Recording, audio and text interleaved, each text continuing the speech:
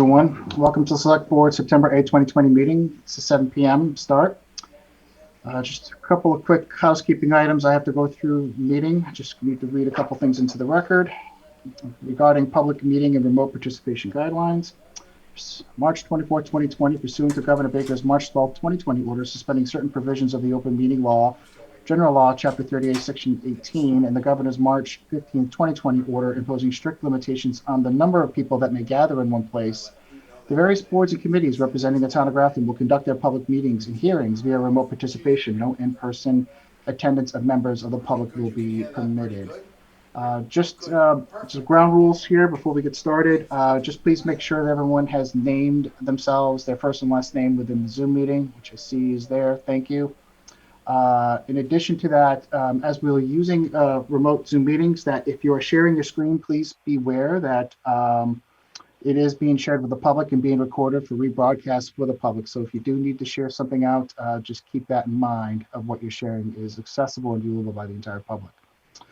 So all participants that are here tonight, I'll read your name in a few minutes. If you please affirm that you're here. As chair, I will identify and give people the floor. If you just please make a motion to myself, I will be sure to call you in the order in which I see people raise their hand. Just another quick update is that we will be using the raise hand function within the Zoom meeting. So for people who do have questions or want to be recognized by the chair has the authority to recognize you and bring you into the meeting. We only ask that you ask questions that are related to the agenda and what the select board is discussing tonight, and that you would keep any type of comments to yourself. If you do have a comment that you would like to send the board, please feel free to send it to bos@grafton-ma.gov by no later than 2 p.m. on Tuesday prior to the start of our meetings, and we will make sure that those comments are read into the record. Without any further ado, I would like to just call upon the participants and just go through, take roll call. When I please call your name, please announce that you're present. Ms. DeFazio. DeFazio present. Mr. Often. Ms. Roy. Roy present. Mr. Frisbee. Present. Great. Staff members here today. Ms. Meekins. Here. Mr. Terenzini. Terenzini present. Thank you. Mr. Canoyer. Present. Chief Gothier. Present. Present. Eric Matthew. Ray Mead. Present. Rick Elaine. Present. Bob Egan. Bob Shaviko. Here. Dan Elaine. And Skip Courier.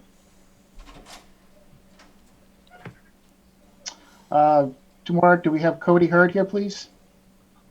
Present. And Mary Oliver. Present. Great. I see you. Mr. Often, can you just announce you're present at the meeting? Matt Often's present. Thank you very much. All right. Who handles that? I do have a couple of quick announcements to make. Just a reminder, the Select Board a few weeks ago had made some changes in how participant questions will be handled during Select Board meetings. Going forward, if a participant has a question pertaining to an agenda item, they may ask a question by using the raise hand function of the webinar. The participant will be called in by the board and then temporarily brought in as a panelist by the host to ask their question. So following the Q&A, the resident will be then downgraded back to a participant, and the Q&A function, just to let you all know, has been disabled. So please, if you need to raise our attention, please use the raise hand feature. Again, just want a reminder, the Grafton has an emergency rental assistance program for Grafton residents who may be struggling to pay rent due to COVID-19. For more information, please contact the MCO Housing Services, who is administering the program, at 978-456-7999, or you can visit www.grafton-ma.gov for more information. And just as a reminder, the Municipal Center remains closed to the public. However, appointments can be made between the hours of 8:30 a.m. to 12 p.m., Monday through Friday, by calling the department directly and requesting the meeting. That's all I have. Moving forward here, let me just pull up the next thing. Do we have any public comments, Colleen? No, we do not. Okay. All right, first up on the schedule, we have to vote to authorize the chair to sign the client authorization with VHB for the MS4 Stormwater Management Program. And I believe we have Mr. Canori here to go over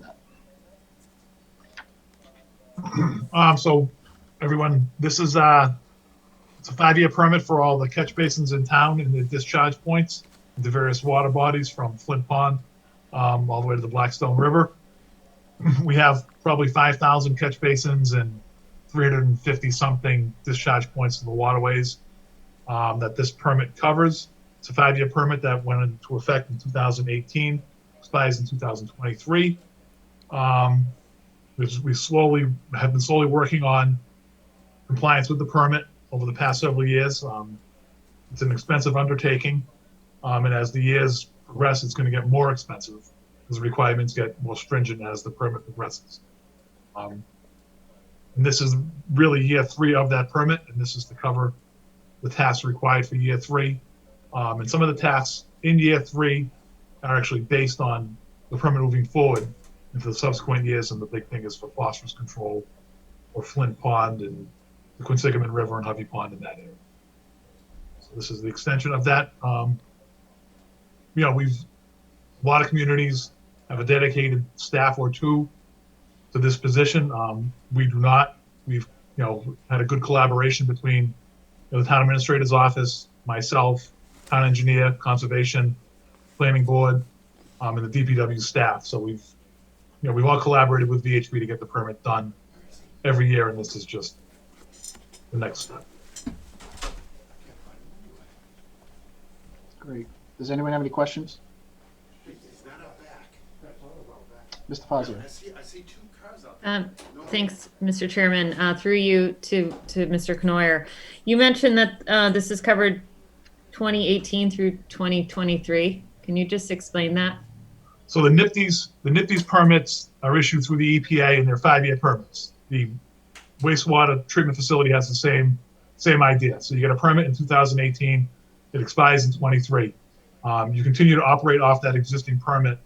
If it expires and they don't renew it, you just continue to operate on the existing permit. So they're all 5 years for every community in the country. Thank you. Any other questions? Mr. Hoffman. Yes, Mr. Knoyer, I noticed that there's a quick turnaround time for some of the materials that we need to get them. I think it's on the 11th that we're due to get them all the information they need for the 2020 report. Are we all set to produce those materials in such a quick time frame? Yeah, it's been the same time frame, Matt, for the last 2 or 3 years. We run out of the June 30th contract period ends. We re-up. We get they've gotten the majority of that information already, so we've given them that during the past fiscal year. So it's just compiling that and get it submitted. Got it. And then who's the main point of contact for VHB? And we'll be reviewing the materials and making edits to bylaws. And there's a fair amount of collaboration that needs to happen, obviously, with town departments. So I'm just wondering who's on the hook for that. Nick Cohen, who's been since I've been part of this in 2018. A guy, Nick Cohen, has been our contact there. He's actually very good at keeping us on schedule and on task. Like I say, since we operate as a collaborative group, getting this done, kind of gets set on everybody's back burner, and he's good at keeping us on track and on time. Got it. Who on our end though is sort of the main person? Kind of. A lot of it falls on the conservation and planning, just because as things get redeveloped and new things get installed, it goes through those boards and gets vetted out through conservation and through planning. So mostly falls on Chris and Leah. Got it. Okay, thank you. All right, any other questions? All right, entertain a motion? I move the board vote to authorize the chairman to sign the client authorization with VHB for the MS4 Stormwater Management Program in the amount of $93,200. Second. Motion made and second. Any discussion on the motion? Hearing none. All those by roll call vote. Mr. Fazio, DeFazio, aye. Mr. Frisbee, Frisbee, aye. Ms. Roy, Roy, I. Mr. Often, Often aye. Carlson, I declare the motion carried. Thank you very much. Real quick, if it's okay with the committee, I've got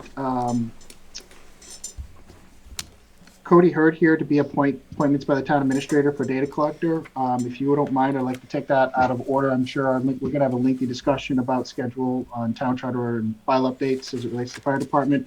I'd like to know if we can just allow Cody to come in and get his thing, what he needs from us, and we can go back. Any objections? Great. All right, why don't we take that out? So we're going to take up appointments of town administrator B, data collector, Cody Hurd. Mr. Chairman, you have the package from me. I was not part of the interview team, but I have had a chance to meet and talk with Cody, and I think he'll be a great contribution to the team. Ms. Oliver was part of the interview team. She is the one with whom he would be working closely, so happy to have any questions you might have referred to her. And you have Mr. Cody's resume and package. All right. Good evening, Mr. Hurd. Do you have anything you want to say or Too many Zoom introduce? meetings. Or... All right. I'm excited for the opportunity. I enjoy working for the town of Grafton and working for the people of the town of Grafton. And I see this as a great opportunity to further my knowledge of the town. Great. All right. Does anyone have any questions or do you want to entertain a motion? I move the board vote to affirm the appointment of Cody Hurd as data collector in the Grafton Office of the Board of Assessors effective October 1st, 2020. Second. Motion made and second. Any discussion on the motion? All right. Hearing none. All those by roll call vote. Mr. Fazio, Fazio, aye. Mr. Frisbee, Frisbee, aye. Ms. Roy, Roy, I. Mr. Often, Aye. Peter Carlson, aye. Okay. Thank you very much. Congratulations, Cody. Thank you very much. Thanks for coming in tonight. Thank you. Have a good night, everybody. Thank you, everyone. Thank you. Thank you for that. Let's go back up to schedule town charter and bylaw updates as relate to fire departments. So this evening we have with us Chief Gauthier. Chief, can you hear us okay in the conference room? Yes, we can. Wonderful. And we also have joining with us, Chief Belcedo Sutton. from Sutton. I'm sorry, could you repeat that? Chief Belcedo from Sutton. Chief, can everyone hear Chief Gauthier okay on your end? Yes. Okay, good. Okay, just a little faint on my end. Welcome, Chief. Thank you for coming in tonight. And tonight I have a couple of the former members of the Fire Study Committee to perhaps answer some questions as it relates to the work that was done to get us to this level here. We have Bob Shimiko. We also have Rick Elaine and Ray Mead and myself to be able to answer any questions. So I was asked to put this on the agenda tonight to go over some of the discussions and developments that the board has had over the past few weeks. And I want to just hand this over to Mr. Terenzini here for a minute, as I believe he may have a good working structure for us to potentially work through some of the questions based on the last meeting and help maybe get us to those definitive next steps. Thank you, Mr. Chairman. This is the first item that I've been working on for you since coming on board in preparation for the memorandum that I sent you. I reviewed the MRI report. I've had an opportunity to speak with the principal member of the team that did the MRI report. I've had an opportunity to review the report of the Fire Study Committee and their recommendations. And did speak with Mr. Mead this morning, having supplied him with a copy of the memorandum that I supplied you. And I was able to connect with Chief Gothier this morning. Mr. Chairman, if I might ask you to put that one sheet up that we had talked about possibly guiding the process for a moment. All right. There we go. Give me 1 second.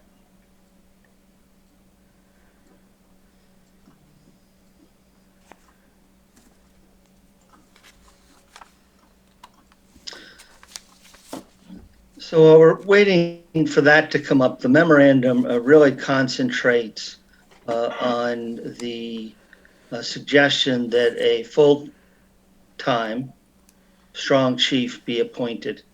Those are separate matters, as you saw in the memorandum.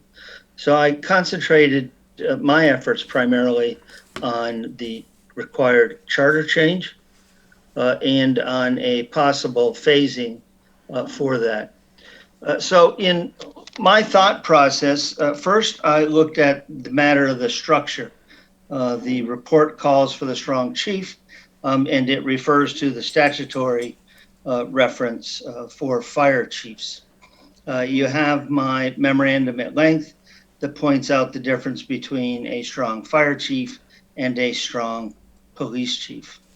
I assumed that notwithstanding the recommendation for a strong chief, that there would still be a desire to maintain a level of management control, such as exists for a strong police chief, but in my opinion does not exist for a strong fire chief. That's not to say that the working relationship under a strong statutory fire chief can't be a good one, but there can be challenges using that structure. The other thing that I looked at was consistency with the lines of command or the lines of appointment in the charter. And here I made an assumption in preparing my report that the drive might be to maintain the policy and chief executive officer on the select board side of the house, with the town administrator as appointing authority for staff as chief administrative officer. I note in the charter that the only staff member, if you will, that the board appoints is the emergency management director, and all other staff, subject to confirmation by the select board, is in the hands of the town administrator.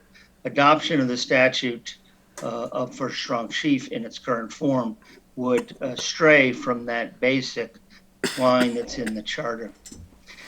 And we can come back and talk about these in a moment, because then, assuming I have a sense of direction from the board with respect to how it wants to proceed on items 1 through 3, I then concentrated on what are the means to implement that sense of direction. Well, you could have a charter amendment which simply cleared the deck. Your charter provides for an appointment by the town administrator of the Board of Fire Engineers, a fire chief, fire wardens, and other fire personnel.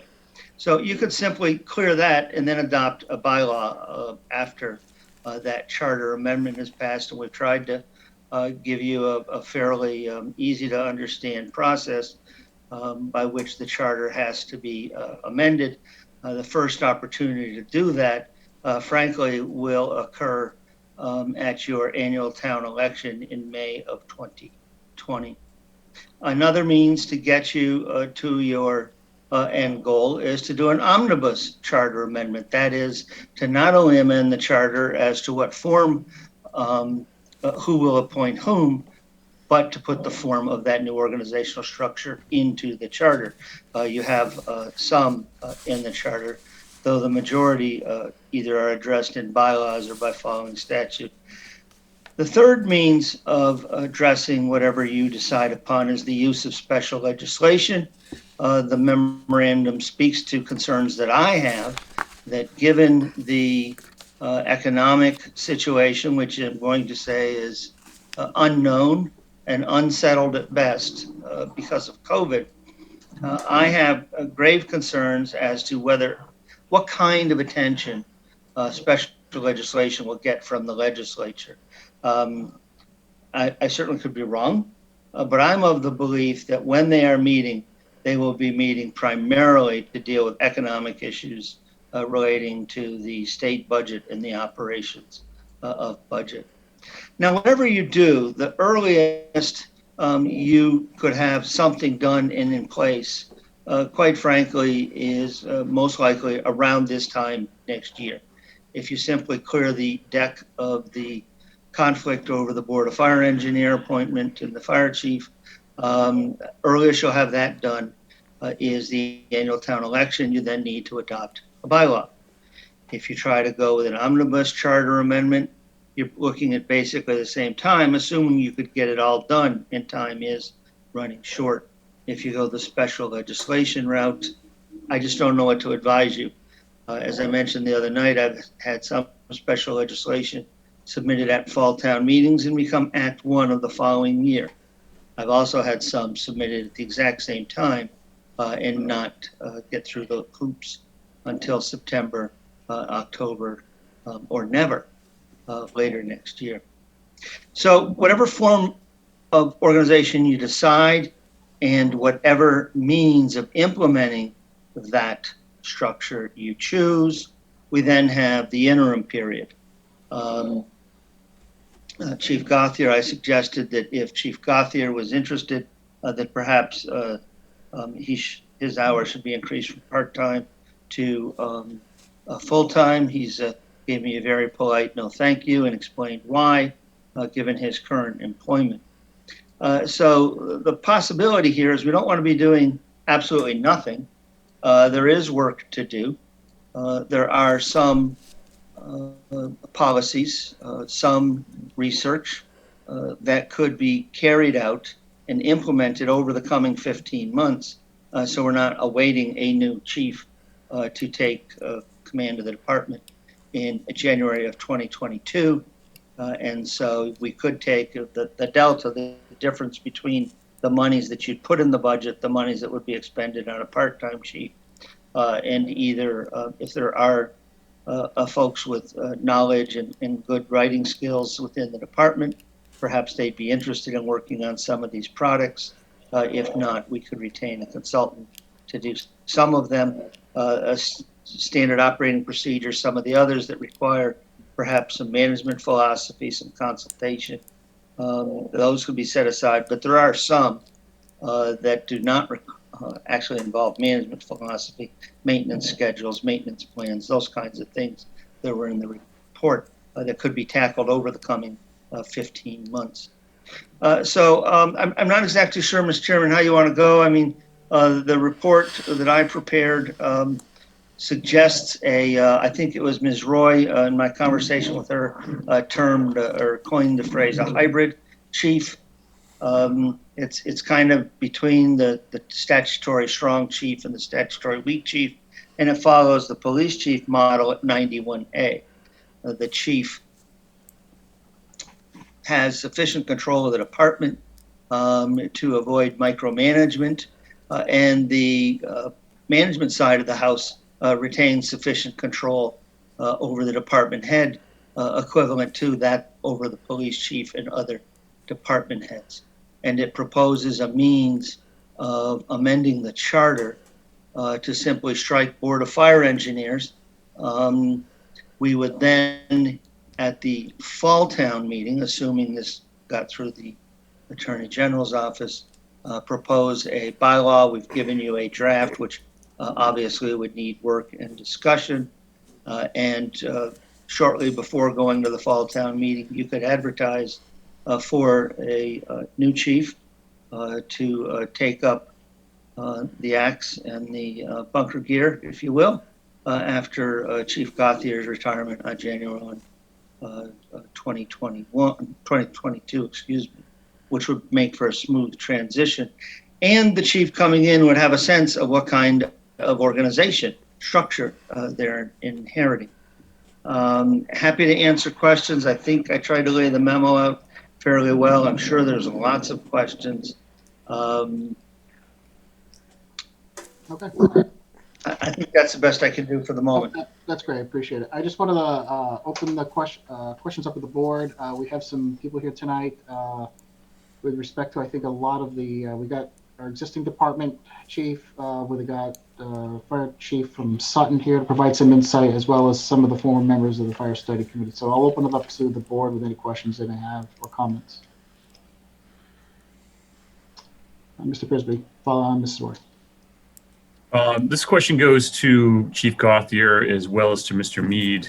Both of you have expressed, I think, privately and publicly, a preference for the strong chief model. We've heard the pitch from the town administrator, who, you know, I think, as with a lot of town administrators, would prefer not to yield the control over the personnel issues with the chief. Why is it both of you have found that having a strong chief in Grafton going forward is so important? And what do you say to that concern about the lack of control by the town administrator over the personnel side of it? Mr. Goff, Chief Gauthier. Well, first and foremost, I mean, a strong chief, like I said, is able to hire his own personnel, promote his own personnel, and he can terminate his personnel with a hearing and everything else. Another thing about a strong chief is it takes away micromanagement. Micromanagement has been big in my 18 years as chief. A lot of things happen. You do things by the code. You're here for public safety. That person doesn't like it. They go to the town administrator. Town administrator gets involved, brings the parties in to try to make a resolution. Well, we're doing it by the code. And we're upheld by the code, and we do things for the best of the public safety. And we shouldn't be micromanaged. I've been micromanaged over years. I mean, I didn't bring this up before, but it's like, you know, things have happened. We don't know who the next town administrator is going to be and what he's going to have. I think it's the best fit, if we're moving forward, to become a full-time fire department of some sort, to have a strong fire chief where he can't just be getting rid of a weak chief. You come in one morning, they don't like the way his hair's combed, and they can dismiss him. That's just the way it is. I mean, select boards, people come in and change. We just showed that. I mean, we got 2 new members on the Board of Select Board. So you could have somebody that doesn't like the current fire chief, and under a weak system, get rid of them just like that. I mean, you're looking for security. I mean, you're in public safety. If the strong chief wasn't any good, why do all these communities have it?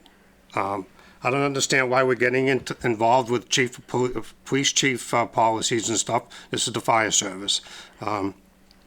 There's only one town that I know of that has this. If it was so good, why aren't the other communities switching over to this? Most communities have the strong chief. If they didn't like it, the townspeople could get rid of it. But they seem to like the fire service and the way the fire service is run. I don't know what else to tell you. I mean, I brought in Chief Belcedo from Sutton, who's a strong chief. He can explain everything that he does according to budgets and everything else, who he has to answer to, and how things work. And if you have any questions for him, he could answer them. So, I mean, I don't know what else to tell you. Thanks, Chief. Any other questions? I think, who do we have next? Ms. Roy. Do you think we can stop share screen so we can see each other a little easier? Is that okay? That's fine. Yeah, thanks for the reminder. And then, so in addition to calling it hybrid, I also called it Weak Chief Plus, because it's still going to be essentially a weak chief that we're hiring. When we go to advertise for this position, we cannot be saying that we're advertising for a strong chief, severely limiting the type of candidates that will come to this, including current strong chiefs who may be looking for a change.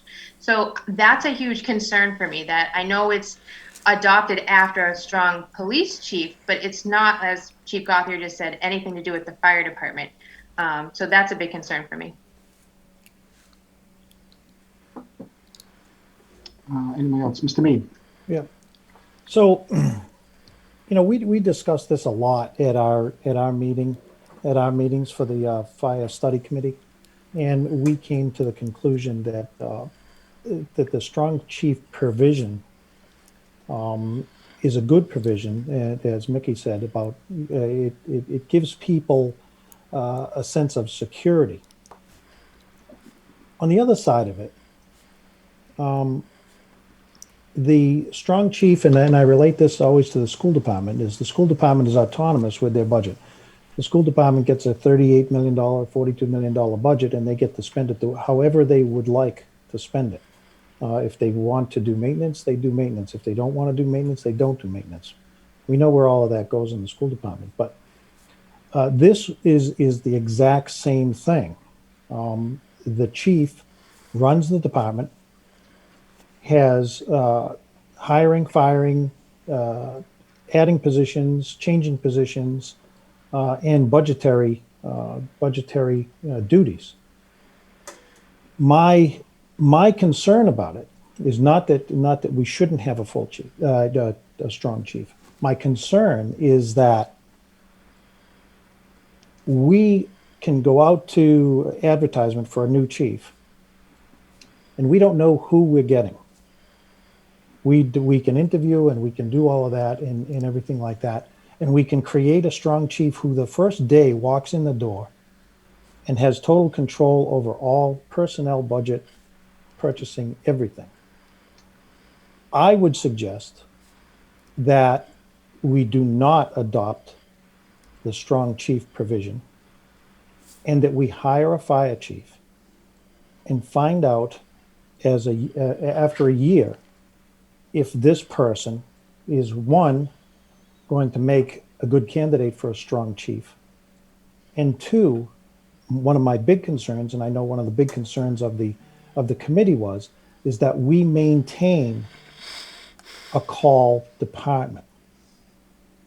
So one of my concerns is that you bring in a chief. He's a strong chief.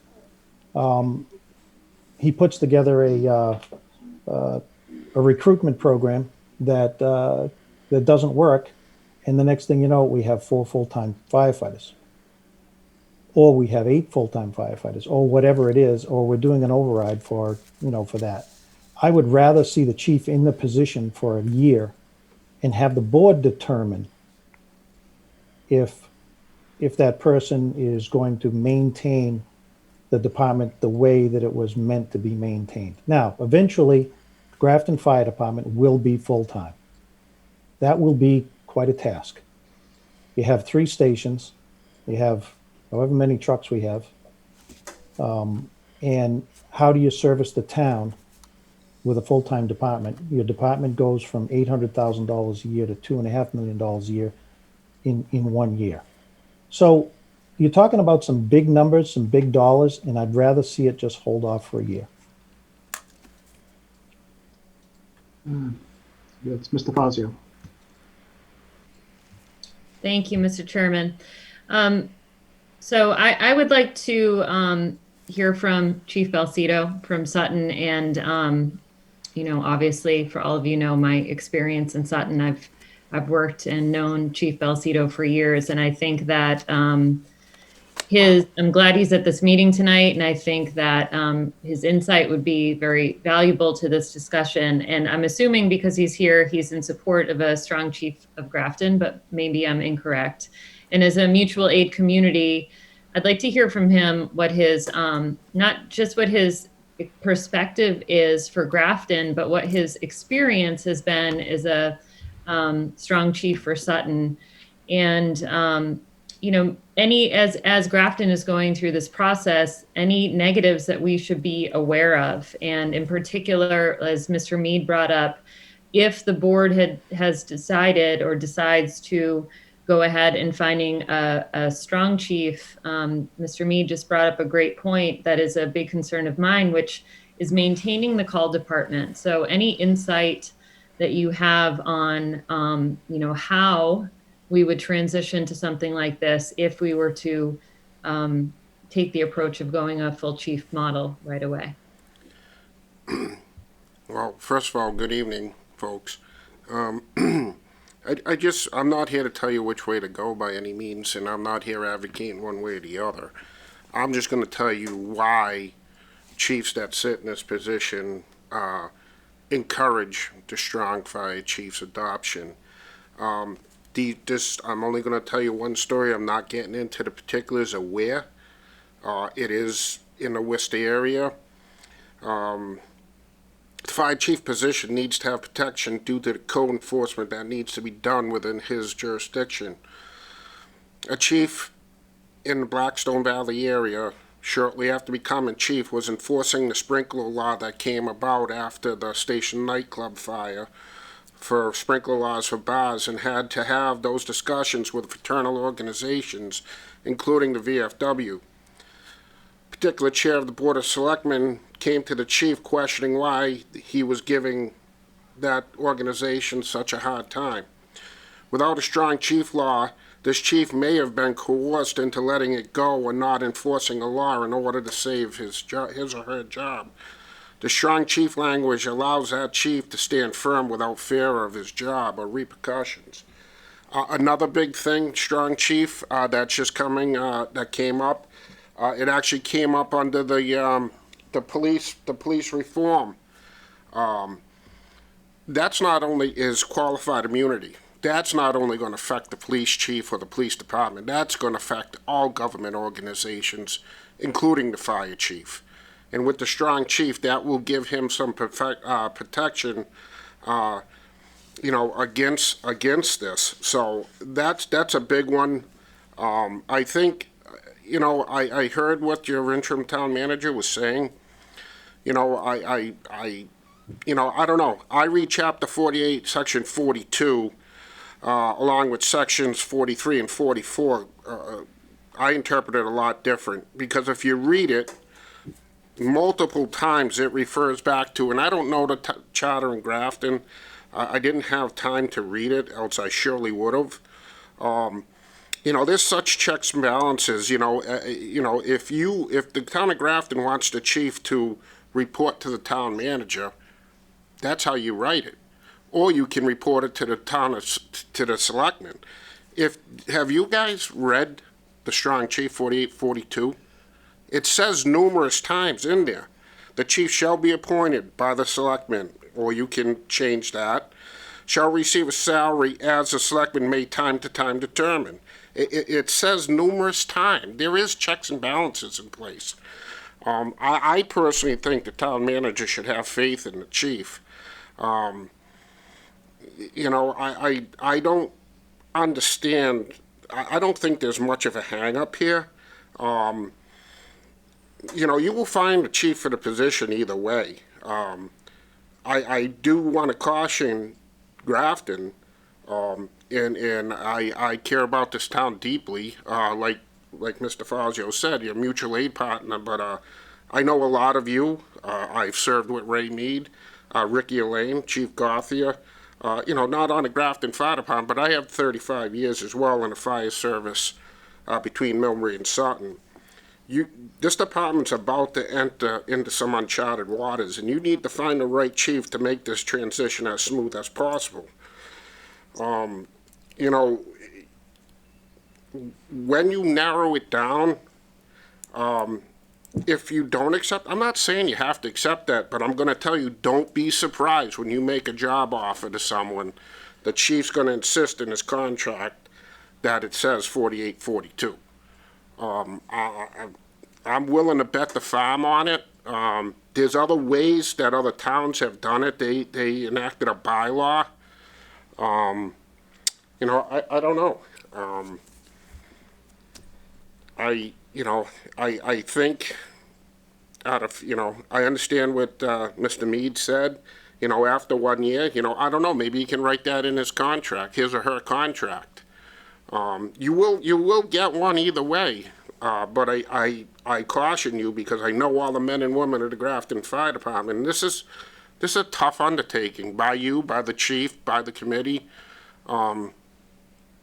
You got to ensure you find the right person to make this transition as smooth as possible. And I'll tell you, if you do find that candidate, I'll tell you, I wouldn't be hung up on a strong chief versus a weak chief. If you guys feel that strongly about the candidate that you offer the position to, if he or she said, I want that strong chief's position written in my contract, that shouldn't be, in my opinion, shouldn't be a deal breaker. Because I do feel there's checks and balances in place under the strong chief's law, chapter 48, section 42. Thank you, Chief. Any other questions or comments? Ms. Roy and then Mr. Elaine. I just wanted to thank Chief Belcito for being here tonight and build on what he just said and read part of the chapter 48, section 42, where it says, in the expenditure of money, the chief shall be subject to such further limitations as the town may from time to time prescribe. So I don't think that a chief will come in and just all of a sudden blow our budget. I think there are precautions built into the statutes. That's not a real concern that we need to have. Can I just add on to what Miss Roy said? There's still checks and balances in place. I prepare my budget every year. I submit it to the town manager. He reviews it. We discuss it, and then it's got to go to finance, and we appear in front of the finance board, and we discuss it there. And then sometimes it gets bounced back to the town manager. And, everyone has to play nice in the sandbox at times. And, you all work together. There's no iron team. And there's no chief that's going to come in and have free reign to your purse and just going to keep spending money. Someone's got to approve it. The chief procurement officer, the finance director.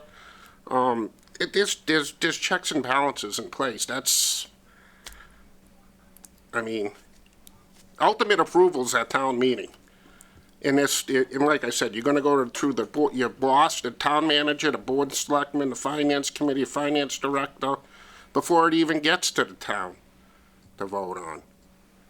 It's not like he has a checkbook that he can just write checks.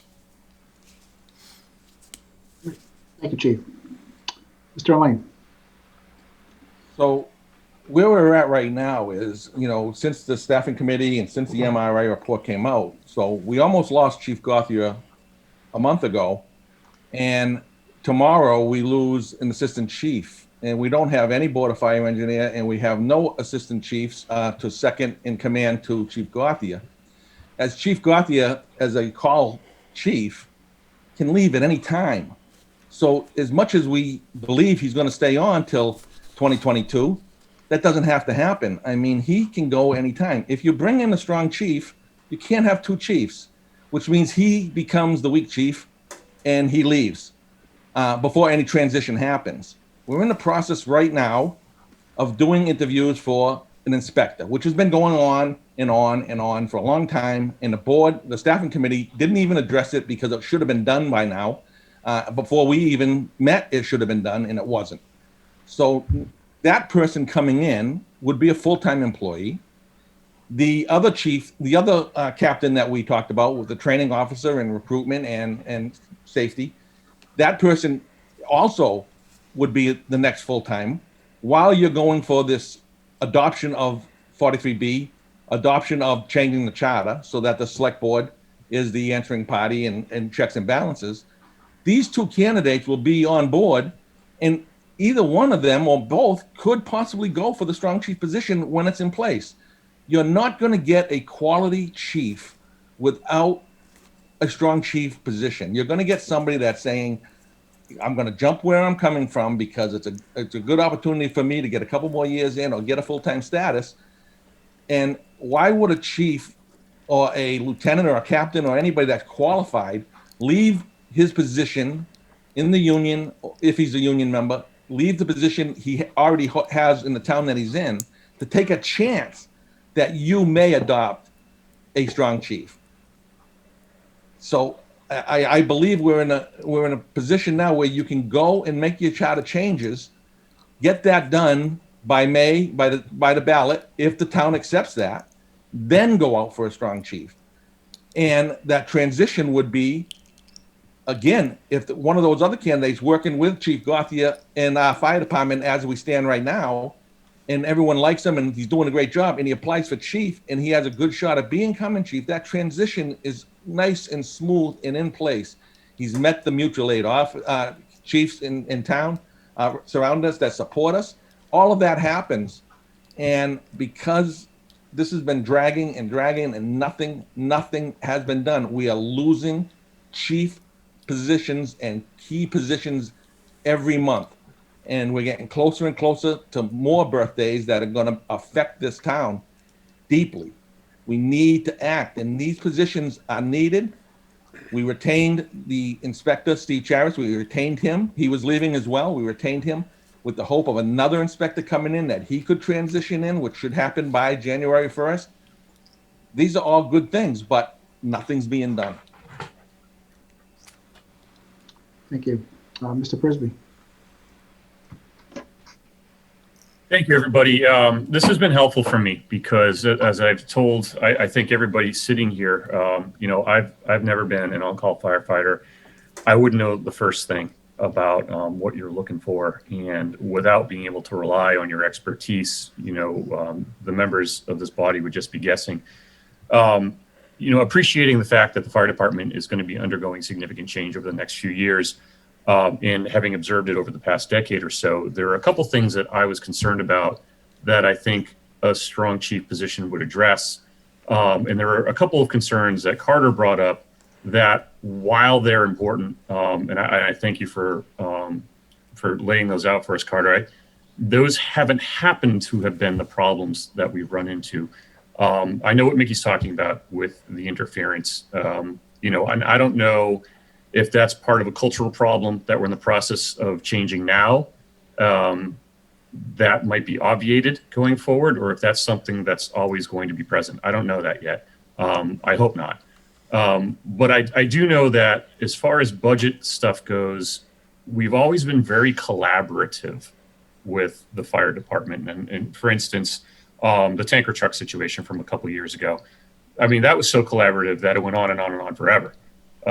So that's not a problem that I'm not too concerned about the chief having a budget. I have read 4842, and I think that the statute does address that sufficient enough for me to be comfortable with it. There are things that the fire chief would have to run by the Board of Selectmen, and I think there is enough collaboration in there for me to be comfortable with that. And again, if we're being consistent here, what I said when we were talking about the town administrator position was that we wanted to do everything that we could to put ourselves in the best position to get the best candidate possible. And I think adopting this language would do that for us a little more than adopting weak chief plus. That's my instinct right now. And again, although I share Ray's concern that the next person that we get in here might not be a Mickey Gauthier, I'm a little more concerned that we don't even get that person without this statute. That's kind of where my head's at this point. And I agree with you, Rick. We need to take action on this tonight. This has been on too long. Bob and then Ray. Just wanted to concur regarding the strong chief. I mean, the reason why you have a statute for a strong chief or a strong police chief is to remove politicization in the area of public safety. When the fire lines are drawn, the chief has ultimate command, and those are life and death decisions. And history shows that well-run departments are where it's a chain of command. Everybody works under the chain of command. It's different than a municipal government where you have a town administrator, and Grafton doesn't have a town manager. He's a town administrator, which does not have the same powers as a town administrator. And so the same goes for a strong chief.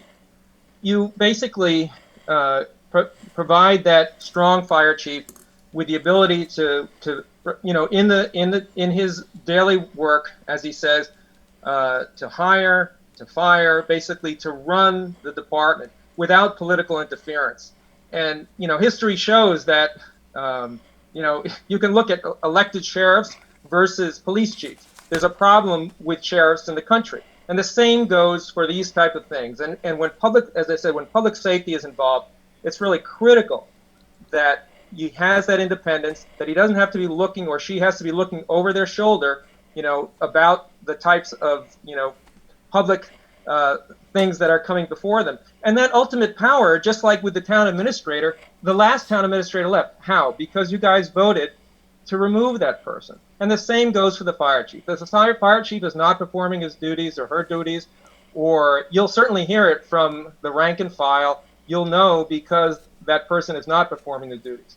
In addition, you probably can work something out where there's a year probationary period, so that just like somebody that has tenure in a job, before you give them that tenure, you work and they have to perform. And if you give them a probationary period, they certainly do the best. But I really want to strongly advocate for the position of a strong chief, because I think it would be good for the municipality. And you have the right person, you can maintain a call department for many, many years. I came from New Jersey and the New York area, and you'll see that those departments are still running on call departments. They have great autonomy, they're well run, and I think with the support of the town, this can continue to be a great department for many, many years, and we owe a lot to Chief Gauthier for all the work that he's done. And I think that it's really critical too that there were some missteps, that he was not consulted in the transition.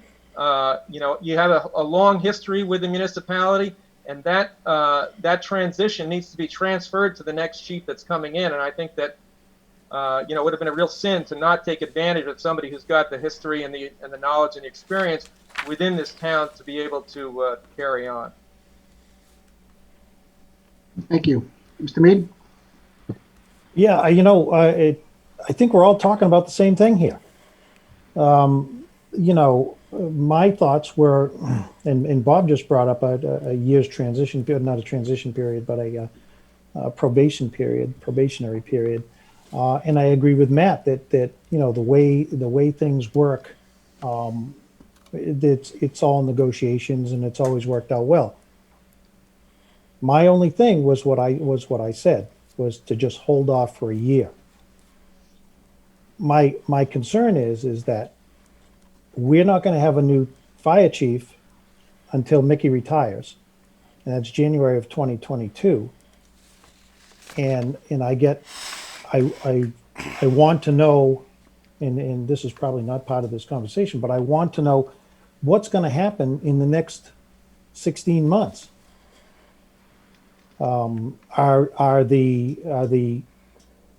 Is the committee's report, are our things going to be adopted? Are we going to have a recruitment program? Are we going to have a training program? Are we going to have all of the things that was listed in that report that said create, because they are not in place? Are those things going to be adopted and worked on in the next 16 months, or are we just going to continue to travel on as we have, where we used to have 4 chiefs, we now have 1. There's no backup program. There's no firefighter safety program.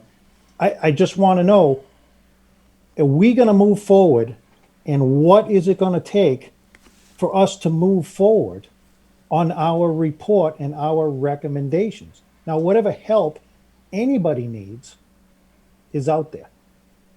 Matt Belsito sitting there tonight.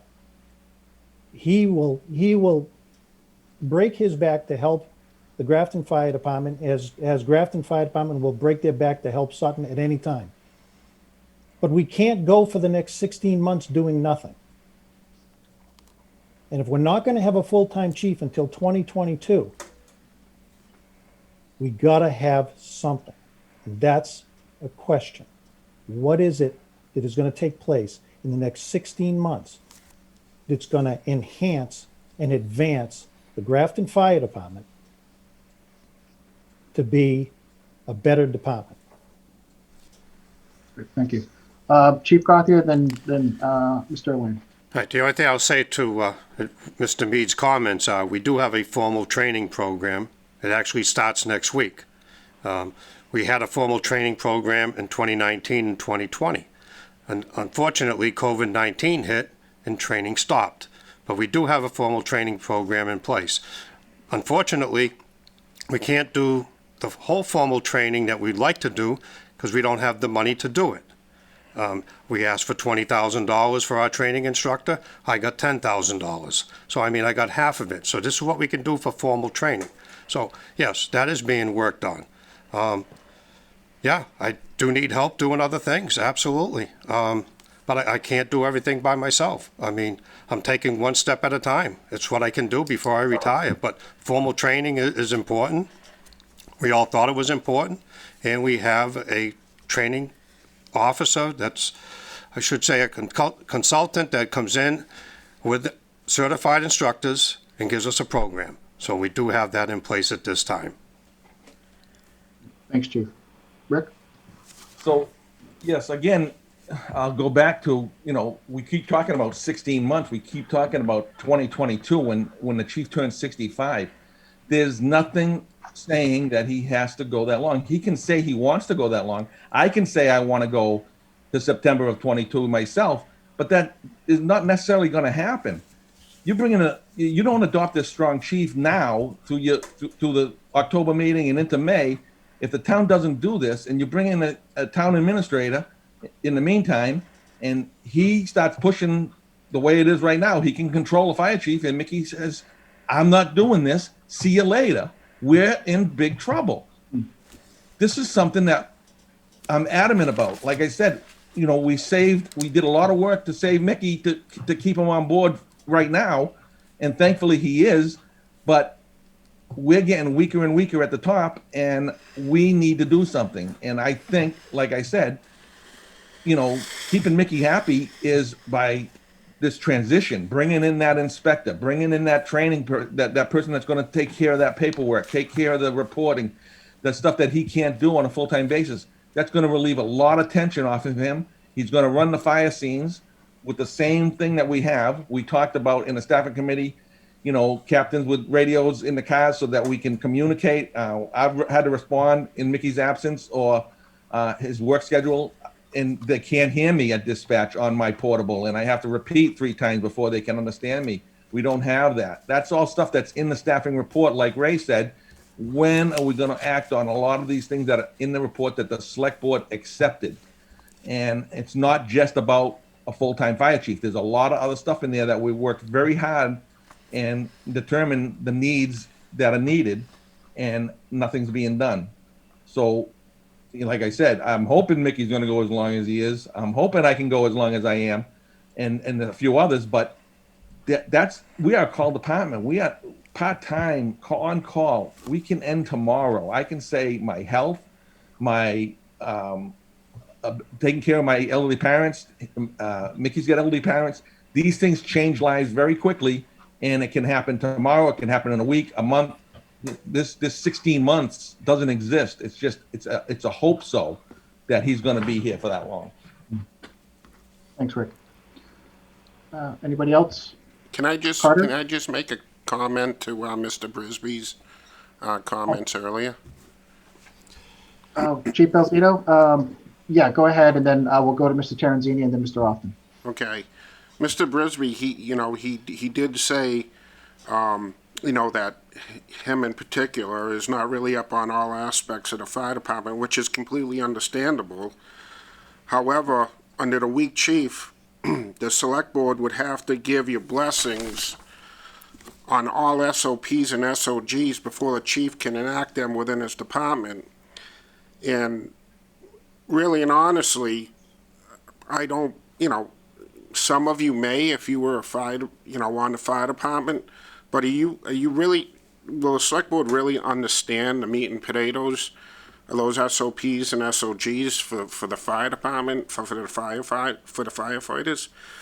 What happens if your new chief comes out of the gate with 15 to 20 new SOPs and SOGs that he wants to enact within the first month of him coming in? He's going to pass that to the town administrator, which is going to pass on to you guys, the select board, and you have to read them and give your approval before the chief can enact them. That's all part, because a weak chief cannot enact SOPs and SOGs. he can do very little within his department without the select board's approval. And honestly, you want to go back to, you know, the morale issues.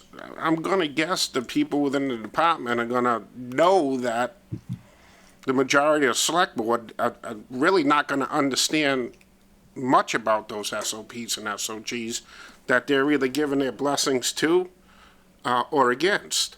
And you know, again, I'm not advocating you people need to do what's best for the town of Grafton, and I think it's going to come down to when a contract's presented to a chief, and you know which way he or she wants to go.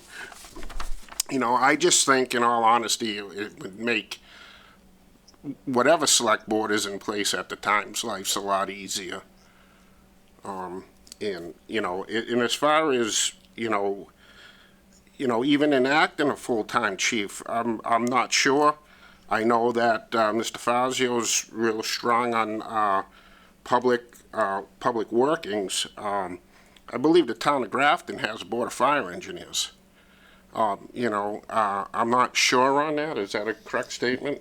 We did, but we don't have any more left. I'm the only member. Well, left. I mean, still your government says something says in writing that is there a board of fire engineers on the books? Yes. Yeah. I Chief believe that Placido, I believe you probably, you know, the town administrator is going to have to look into maybe abolishing that. Yeah, Board of Fire let me, Engineers I want to going interrupt here forward. real quick. I just want to make sure, before we get to Mr. Terenzini, Mr. Upton, and Mr. Prisby, that the board has had a lot of conversations and is in agreement that there are substantial structural changes that need to occur within Grafton Town government to really achieve a means to an end. All right, so we're here tonight to really talk about how do we get to a means to an end. And I heard, you know, we're getting into some of the components where, you know, making charter changes is a, you know, it's a lengthy process, and it's by design, right? So there are some steps that need to occur first before we get to even dealing with the, you know, the schedule and the appointment of a full-time chief. And, you know, listening tonight, I just want everyone to be, you know, aware that those conversations, unless the board would like to say differently, that they don't agree with me, but we have acknowledged the need to act sooner, and we have an opportunity here at October town meeting to, I believe, basically get to step one, which is the critical piece. Because if we can't deal with step one within the town charter, you know, putting any bylaw or adopting any Mass General law for strong chief provision is really kind of a moot point. So just so you're all aware of that. So before we go in, I want to just thank you, everyone, and we'll take Mr. Terenzini's comments, followed by Mr. Often and Mr. Prisby's. Thank you, Mr. Chairman. First, I'm not sure that I agree with the characterization that the hybrid model is weak plus, perhaps it's strong minus. But I do want to touch upon a couple of things. The first is I agree that from a budgetary standpoint, once the budget is set by the town meeting, that is the bottom line expenditure. The major difference here is the ability to hire, promote, and terminate at will without having to follow other town policies or involve other parties. This would be the only department head that would have that kind of carte blanche, the ability to basically control that entire element of the department. The strong police chief does not have that ability, nor does anyone else within the town. The issue of taking away micromanagement, I agree that can be a challenge in a weak chief. The hybrid manner, and there are communities which I spoke with the chiefs this morning, and he worked under a charter which created it. Absolutely, you want to do that. I have only been with you a few weeks. I haven't seen any indication, and I'm very new to you, of anyone going down and trying to tell the police chief to cancel a ticket or do something else with respect to codes. So I'm just personally not convinced that that can't be overcome And weak chiefs can just be dismissed. We don't want that. Your police chief has a 3-year contract. I think that any chief that's going to want to come into you is going to want a contract as well. So I think that there's quite a few ways to thread the needle here a bit, and I do believe that there's merit to some of these alternative approaches. I want to caution you on a couple of things. I do not believe that you can recruit a chief of well-established in his career with a 1-year probation as part of the contract. I think you need to give him his first 3-year contract, removal for cause. But the idea of trying to acquire someone, retain someone with a 1-year probation in the clause in the contract, I believe will be problematic. I don't believe you can hire someone for just a year and kind of see how it works out and then tweak it some more, because I believe personally that you need to be able to tell the incoming chief, whatever form of organization you're going to pick, whatever the term of office is going to be. People want to know what they're walking into and what they're going to be working with. Perhaps these 2 captains would be suitable candidates in-house, but you're going to have to be casting a wider net. With respect to the committee's report itself, I'm pleased to tell you that I expect we will, at your next meeting, or perhaps the second one, we'll have the report. The interview panel has completed its interviews on the fire inspector. That's being wrapped up now, and that'll be forwarded to you, as I say, at your next meeting or the one after that, and then we can move on to the other position. And finally, I do believe that our memorandum, which recommends that you use that delta between the part-time chief and the full-time, can make substantial progress on a number of the policies, procedures that don't require management influence. They would still have management influence and philosophy because Chief Gauthier would be there to review them and vet them and give his input with his institutional knowledge. However, you decide to proceed with respect to the authority of the chief, management control of the chief, the appointment of the chief, at the end of the day, you are truly most likely looking at this time next year by the time you get through all the hoops of what you need to do. And I think we need to recognize that and to work with it. Chief Gauthier has indicated that he wants to work through. I take the man at his word. I think the memorandum speaks for itself. My job is to lay things out. I think maybe perhaps Mr. Chairman mentioned to you that my job is to be the devil's advocate of all the pluses and minuses as I see them. And once the body makes its decision, to be the disciple of that. So whatever you decide, we'll get to work on. But I do believe the memorandum lays out an incremental approach that moves through the timeline of the issues that need to be acted upon. Thank you, Mr. Terenzini. Mr. Alston. Yes, thank you, Mr. Chair.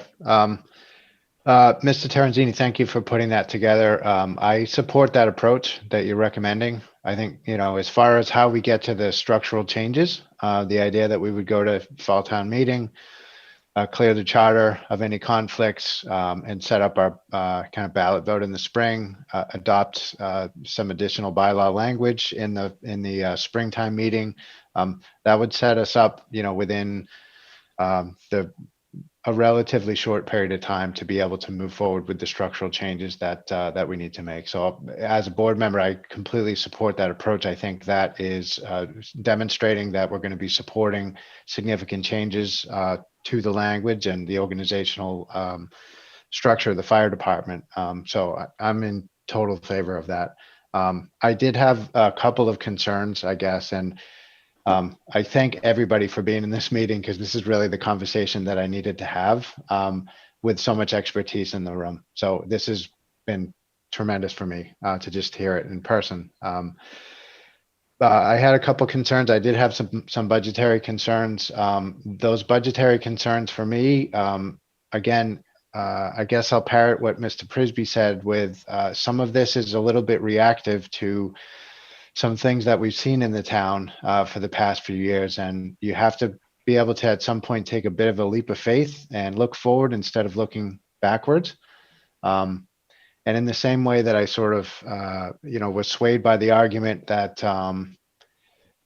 the arguments that we had with bringing in an interim town administrator from outside versus inside. That argument really was about, let's make sure that we're setting up the right conditions, the right environment to cast the widest net, to have the best candidate pool for one of, arguably one of the most important positions in town. And I would stack the fire chief sort of right next to that as another one of these positions. I agree with what Carter has said about, the idea of doing a probation. It kind of sounds attractive. I'm really concerned about bringing somebody in who would potentially disenfranchise some of the calls, people that are working in the department already, be bringing in his own staff and whatnot. The reality of it is, though, if you're going to wait a year, then the fire chief still in a year is, you adopt your strong language or his probation ends or whatever. He just waits a year to make those changes happen, and we're sort of back in the same place. So for me, it's really about hiring and making sure that we have the right person, and then having that level of trust between the town administrator, and all the boards and committees and the new fire chief. So I think, from my standpoint, I think it's I support the strong chief provision. I don't have, I think we just have to have a level of trust that from a management standpoint, a policy standpoint, and a budgetary standpoint, that we're going to get the right chief in place and that it's going to work out. And, if the only concern that I would have is really that, the strong chief provision says that you can only terminate for cause. And so it's a decision that we have to make, whether it's worth taking that risk versus something really bad, happening. And for me, I would rather be optimistic and look forward and try to put the town in the best position to hire the best chief that's available right now for us. Because, it's not just about the chief, it's about the transition, and the chief is going to lead that whole transition. He's going to, really modernize, and that's not a good word for it. He's just going to, make all of those key changes that are, recommended in the study. He's got to integrate some new full-time staff with the current calls fire department, and that's a challenge. That's one of the, tough things to do, to make sure that you can have, paid firefighters working next to call firefighters successfully, so that there's no disenfranchisement, there's no sort of bad feelings that happens, and that we can maintain that call fire department. I think Grafton, at some point we will be a full-time fire department, but we want to be call as long as it works for us for lots of reasons. I think we respect the department so much for what they're doing right now, and we'll continue to do that. So we have to try to maintain that as long as possible. So I am where I'm at right now is that we move forward with the changes as they're recommended by the chief, by Mr. Terenzini, and I'm in favor of the strong chief provisions at this point. Mr. Prisby? Yeah, just briefly, something else that occurred to me while we were all talking, in that it's that something anecdotally similar came up this week with regard to public safety, where, obviously we're in this COVID environment here. Sometimes some of the decisions that you have to make to protect public safety aren't very popular, and they don't necessarily, or are not necessarily, in the interests of, short-term, business owners. And I guess what I'm trying to say is, I am concerned about interference with the job. I know what Mickey was talking about with his example And I have no reason to believe that he's not telling us the truth. He's always been a straight shooter. So, that is something for me that is more concerning. It's more concerning to me than the prospect of bringing somebody in who's just a bad fit and it doesn't work out. And, Carter's point is well taken on that. We've had the same person in place here for decades, and he served us well. I don't know who it is that we're going to get in on the next go around. And I don't know whether or not a probationary period is going to be a deterrent. I suspect less of a deterrent to making the position strong chief minus, or however you want to label it. So I'm with Matt here. I think the object is to cast as wide a net as humanly possible. I want to thank everybody for coming to tonight's meeting. Everybody's points are well taken. This could go either way on us. Who knows? Maybe we'll look silly in a year. I hope not. Knock on wood. But like Matt said, I'm willing to have faith in the process here that this works out for Grafton. Mr. Fazio. Thank you, Mr. Chairman. Yeah, I'm in full agreement with my fellow board members. I'm in support of a strong chief provision for the town.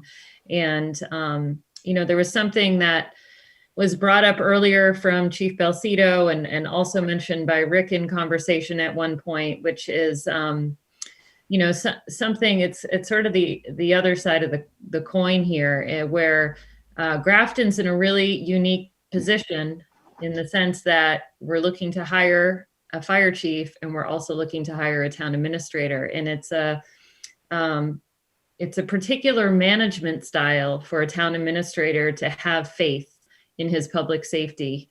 And I see it in Sutton, and I'm not going to say anything about Grafton. I'm just saying, I see it between Mr. Smith and Chief Belcito, and I have seen it as an approach and through workshops in other municipal government areas. And, it's really that the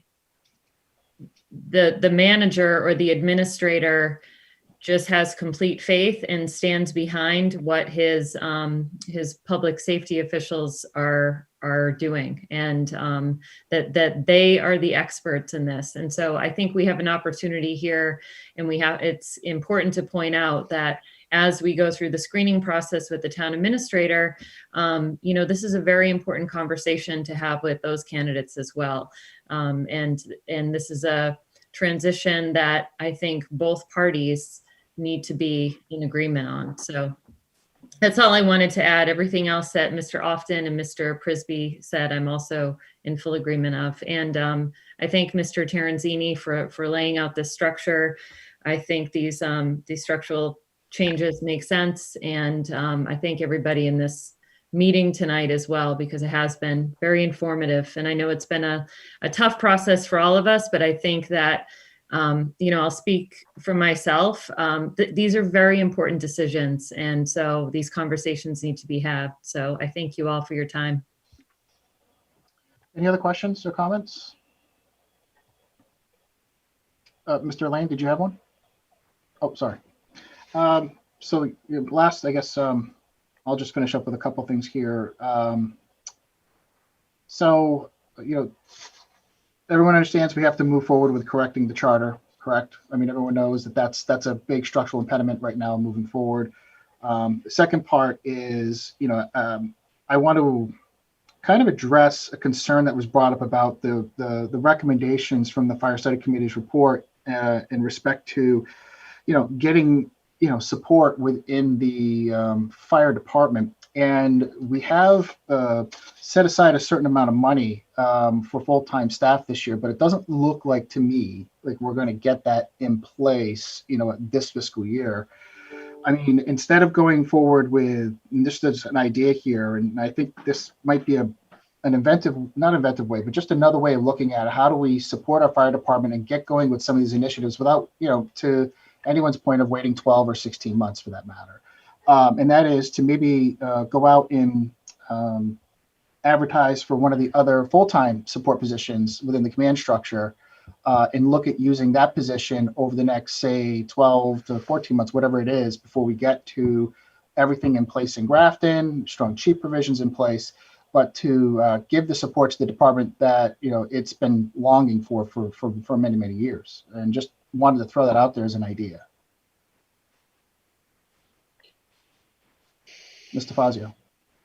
Yeah, Mr. Chairman, I'm in support of that, and I think what Mr. Terenzini's recommendation was of kind of the pieces that aren't necessarily influenced by a management philosophy, but things that Chief Gauthier could oversee, but add to the structure of the department. We could use that position to do that. So I'm in favor of that.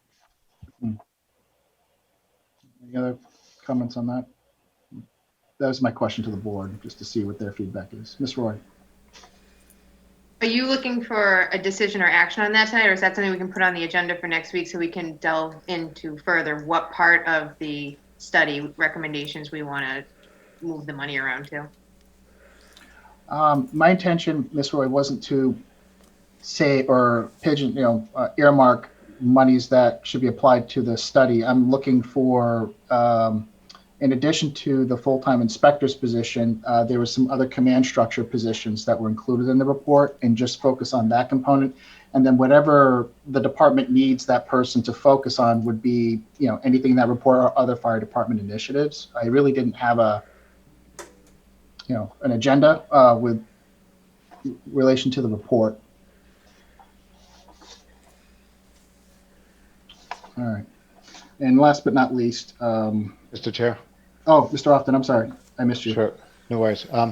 I would like to suggest that we do put that on the agenda and we look at the study and see if there are things that we can do. And I'd like to address, Ray's commentary a little bit. There's a lot in there aside from hiring that can happen, I think. And that's sort of what Carter was getting at as well. So there are some things that I think the board can lead using some of that salary funds potentially. And if we can, we should. Okay. We'll put that on for next week. Ms. Roy? I'm going to make a motion that I move the board vote to update our charter at October 2020 town meeting in preparation to adopt the Strong Chief statute under Mass General Law, Chapter 48, Section 42. Second. I have a motion made and seconded to put on our town meeting warrant to update the charter as it relates to Strong Chief provision. Any discussion on the motion? Mr. Terenzini. I just have a question. So that would remove the appointment authority of the town administrator for the fire chief and fire officials if you adopt the statute as written. And if that's the intent, I understand. I just want to be certain as I prepare that charter amendment. Ms. Roy or Mr. Frisbee, do you want to address that? I don't know how to answer that. I would like the charter to reflect whatever it needs to reflect so that in the future, when we do adopt that 48, 42, it will be not in conflict any longer. Mr. Frisbee? Okay. All right. So, Ms. Roy, you want to...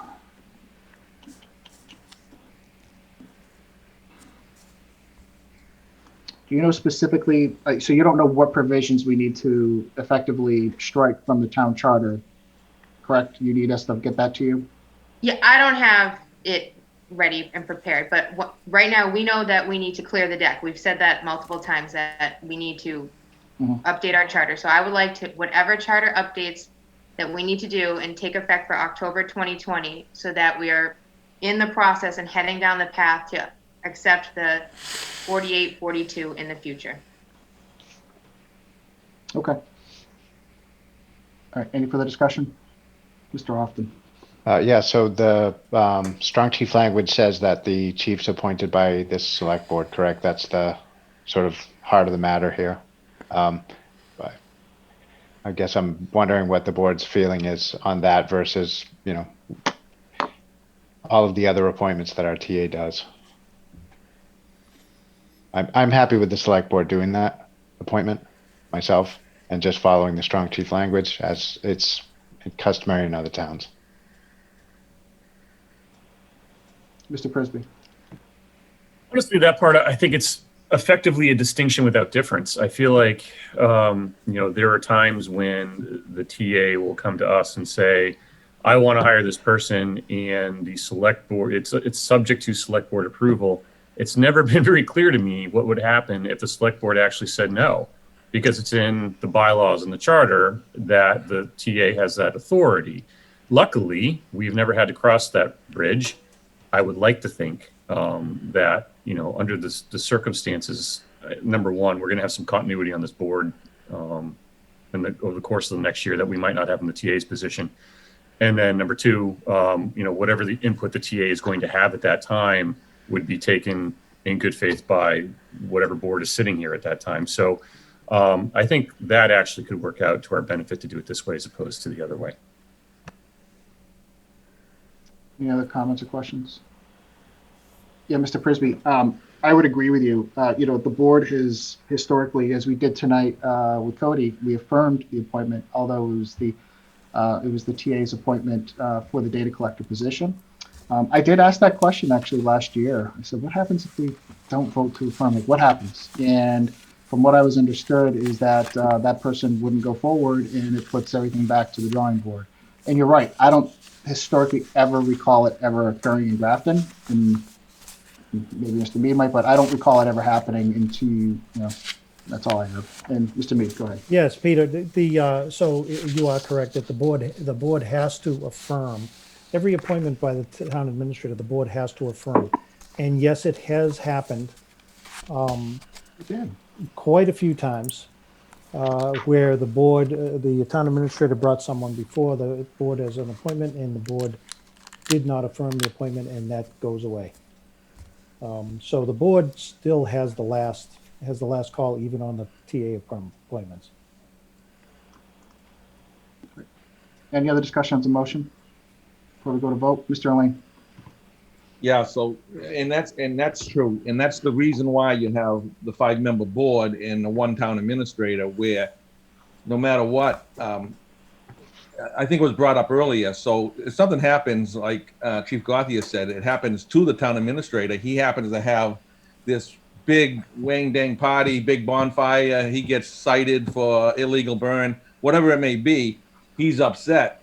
You still have a 5-member board that might not be as upset as him and still has that authority to thing. It has to be with cause. It comes down to the select board either way. And that's true. Like Ray said, it's happened before, and they have not affirmed an appointment.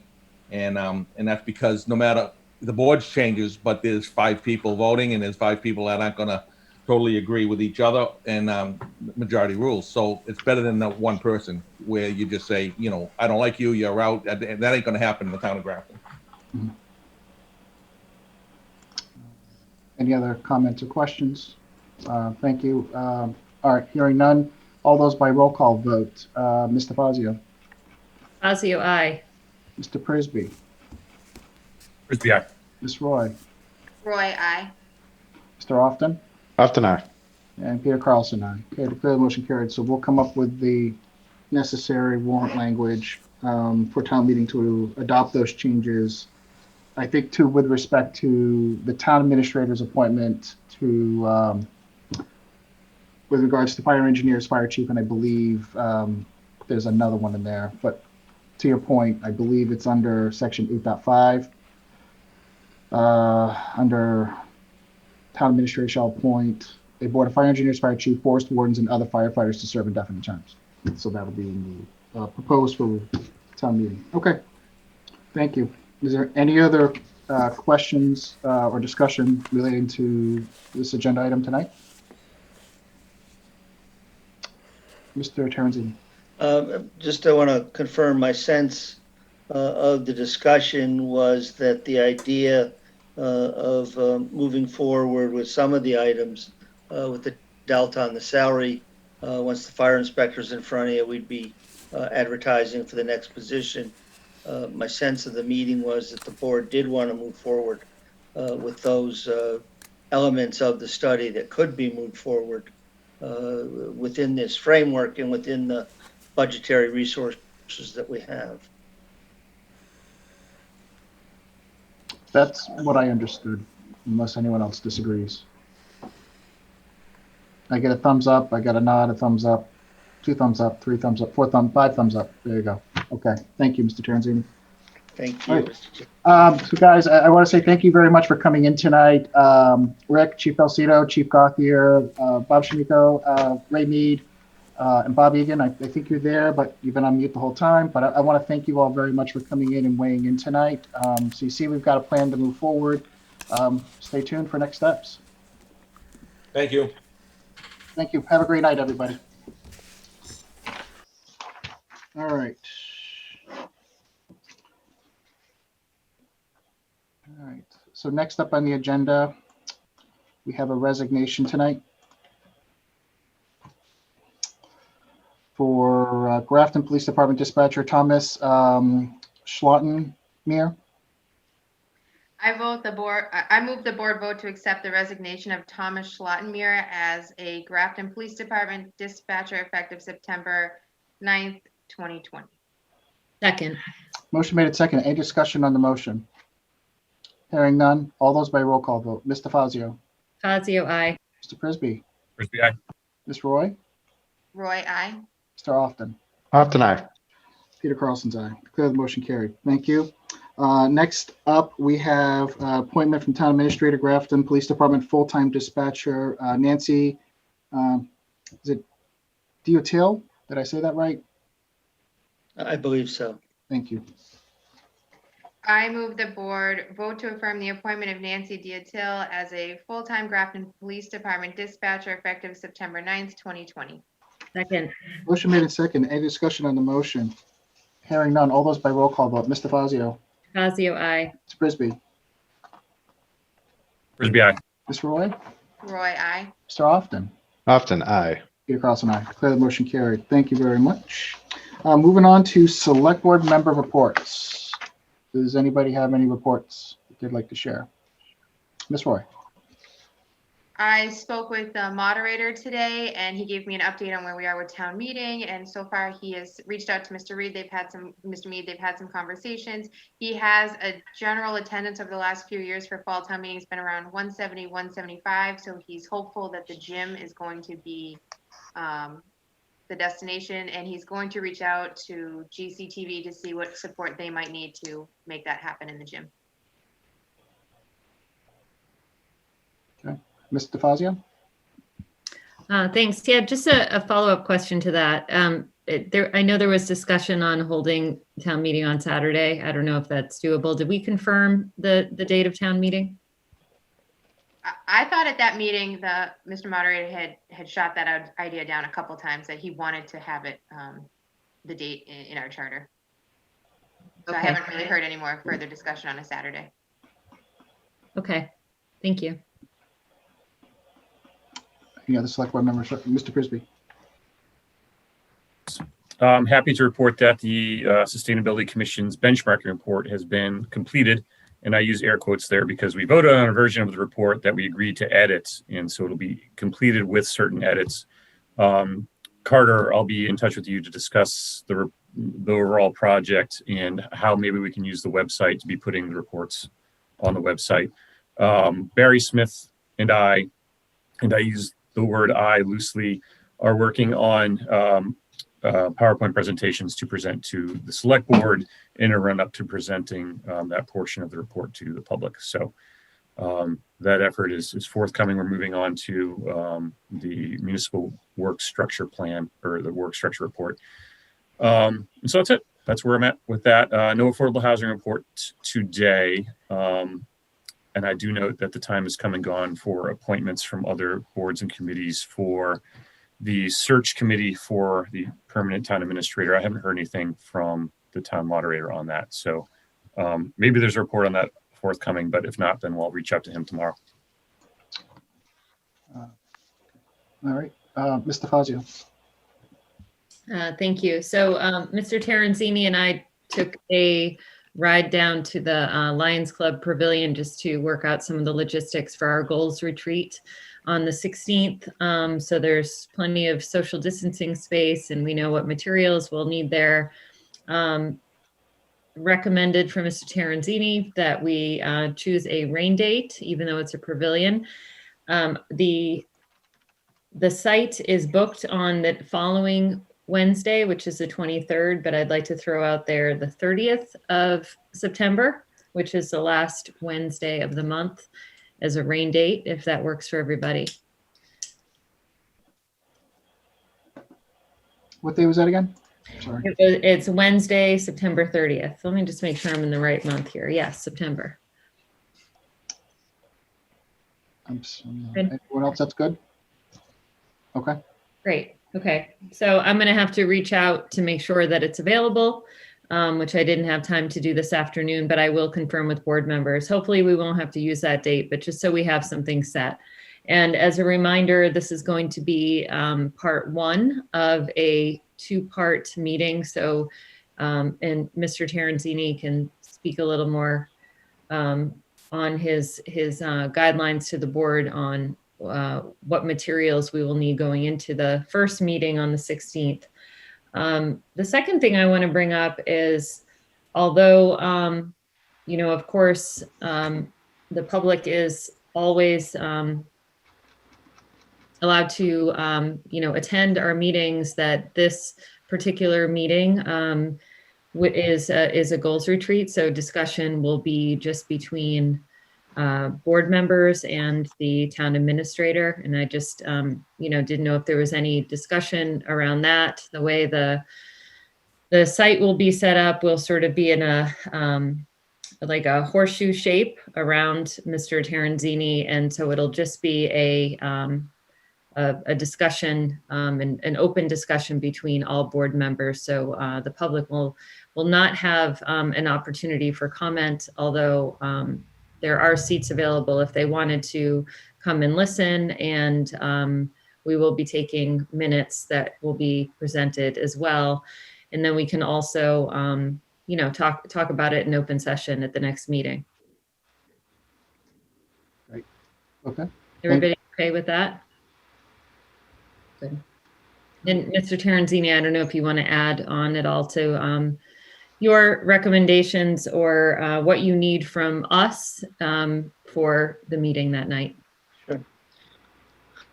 So for those of you who are familiar with the pavilion, we've talked about by using sort of a post-it type flip chart and a little bit of rope across the columns, we'll be able to fold that post-it flip chart page up over the rope and kind of pinch the back of it, and it'll blow a little bit in the breeze, but that'll be our wall kind of for where you can visualize all these things going up. I just want to repeat that what we've talked about before is that the first evening is not really a value judgment. Yeah, that's a great goal. No, that's a lousy goal. It's really just to enumerate all of these kinds of things so that we can get them compiled and get them out to the department heads. We sent you a Word document about 2 weeks ago, I believe it may have been, to discuss this. There were no changes suggested to that format. And so if you have that, if you need it again, let me know. I'll shoot it back out to you. To the extent you can, even if you don't complete the whole thing, because certainly there will be new ideas that come up that evening that get added on the flip chart. To the extent you can complete some or all of that and have it to me by the close of business on September 14, we can compile everything that we get, give you kind of a nice printout sheet of what has been suggested so far. And if the idea was mentioned 2 or 3 times, we'll just have a parentheses in it with a 2 or 3 kind of thing. And that can get us started off. We'll put some of that up on the flip chart to kind of seed the discussion. So, you know, we're talking about trying to keep it within no more than 2 hours. There are light issues. We're going to have some liquids to keep people from not dehydrating too much. A little bit of liquid for mosquitoes and such. Those ideas all get assembled and they go to the staff to look at when they might do it, if monies are required, what year they might do it. And then they come back to you kind of organized in some manner, and that's where you really start getting into the value judgments, or perhaps something has come to you since we did the initial workshop. Once you sign off, they go back to the department heads as your work plan for the coming year so that they incorporate that in their budget. And Mr. Chairman, I do have some other comments that this might be a good segue to. I don't know how you want me to make the balance of my report to the board. Wherever you see fit, this is your opportunity to give some additional updates to the board. So on the 10th of this month, I'll be meeting with the staff.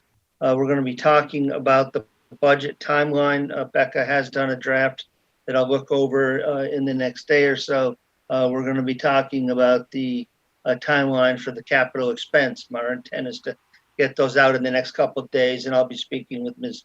Roy, trying to line up that review. And I really kind of want to jump over the changes to the bylaw and get to back to where the committee ranks all those things if we think time can work out. And then once I have the ranked ratings from the committee, I would put together the capital budget. I kind of want to invert that the way we talked about the other night. I think Mr. Prisby was asked some questions about favoritism and such. If we have time, Ms. Roy, I think I'd like to try to accelerate the shift back to how you had done it perhaps in some prior years. We also have asked the department heads to look at weekly reports from several other communities, and we'll be asking them their thoughts on the viability of implementing that within the next 2 or 3 weeks, by which each department contributes major events that have occurred in their unit and brings items of attention, whether it's a new statute that's on the line, a new regulation coming down the line, a piece of problematic equipment that's going to need to be addressed sooner rather than later.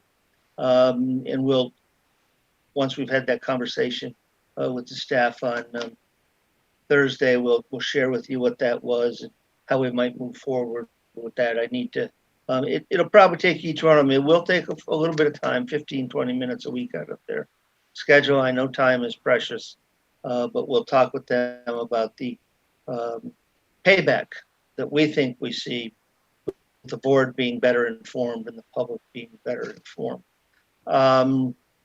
As I mentioned, we have the fire chief inspector. I believe we're going to be prepared to have before you within the next meeting or two. And then we'll work up a plan to proceed with action on some of the remaining fire committee recommendations that we think we can move forward.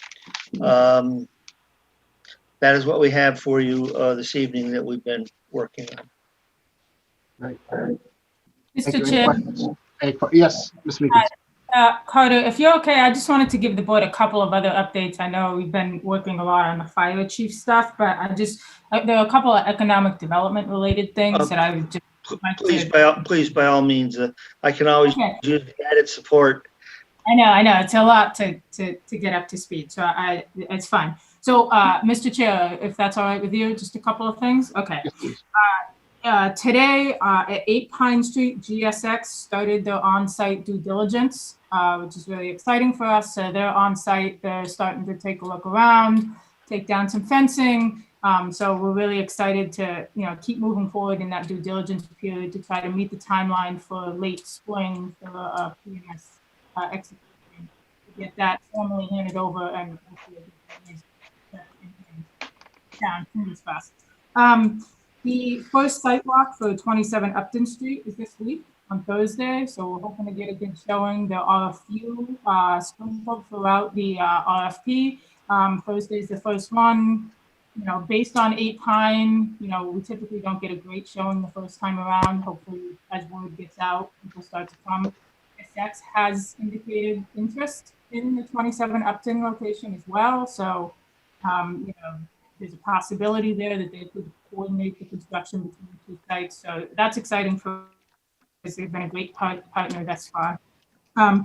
I do have a meeting tomorrow morning at Wyman Gordon with Chris McGoldrick to sit down with them. They have a bite on their front parcel that they've carved off for development.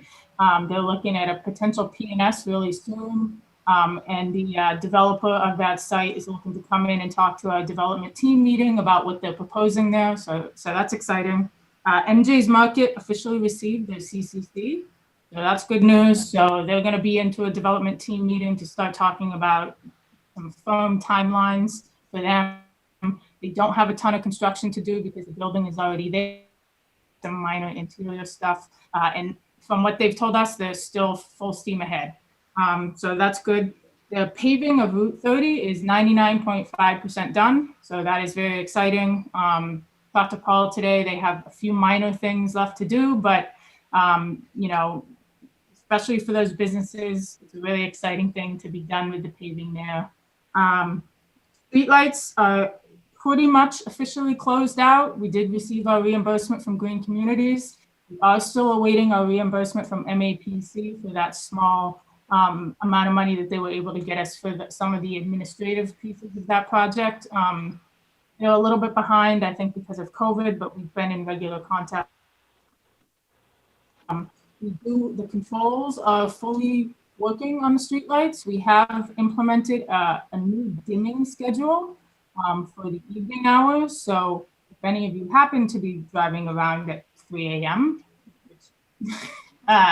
I don't know if you will, but if you are, take a look. We've gotten some input from the police department on tweaking those schedules a little bit. And we're looking at a potential additional incentive from National Grid for having a specific dimming schedule implemented along with the controls. So we'll continue to update the board on that if that comes through. And that's all I have. All right. Thanks, Becca. Does anyone have any questions for Mr. Terenzini or for Ms. Meekins? Ms. Roy. Ms. Meekins, I'm sorry, it broke up a little bit. What's going on with MJ's Market? What did they receive from the CCC? They're licensed. They're official. So they're fully licensed or they're provisional license? The full license. But they. No, they're provisional license. They have to get the full license when they get their CO. Yes. So they have their provisional. So now they can start the construction, and you know, hopefully they'll be operational, you know, ASAP. But I believe they're coming into development team meeting on Thursday to meet with Chris and Bob and sort of talk about what their timeline looks like now that they have their provisional license. Any other questions, Mr. Prisby? Yeah, I have something for Carter, and I guess for the board. On Friday, we were emailed something from Chief Crapo concerning loud music complaints at Reunion Tap and Table. Mr. Prisby, I'm sorry to interrupt you. We're going to cover that in correspondence. That Okay. is the correspondence document. Yeah. Any other questions on just any other questions on the Mr. Terenzini's and Ms. Meekins' report? Mr. Fazio. Just a comment, really. I just want to thank Ms. Meekins for all your efforts, continued efforts with economic development. This is all really great news that all these things are moving forward. So I'm interested in hearing about the Wyman Gordon meeting tomorrow as well. And just to clarify, because you were breaking up a little bit, the did you say GSX is potentially interested in 27 Upton as well? Is that? Yeah. That's great. Okay. Yep. Great news. Thank you. Any other questions? All right. Thank you. Thank you very much. Ms. Roy, we have that piece of correspondence, which will lead into Mr. Prisby's question. If you want to. We do. The police chief sent a memo outlining complaints received about the excessive noise at Reunion Tap and Table on the following dates: August 8th, August 26th, and August 29th. Okay. All right. Any questions on that correspondence, Mr. Fazio and then Mr. Prisby? Do we know what the response is from the police?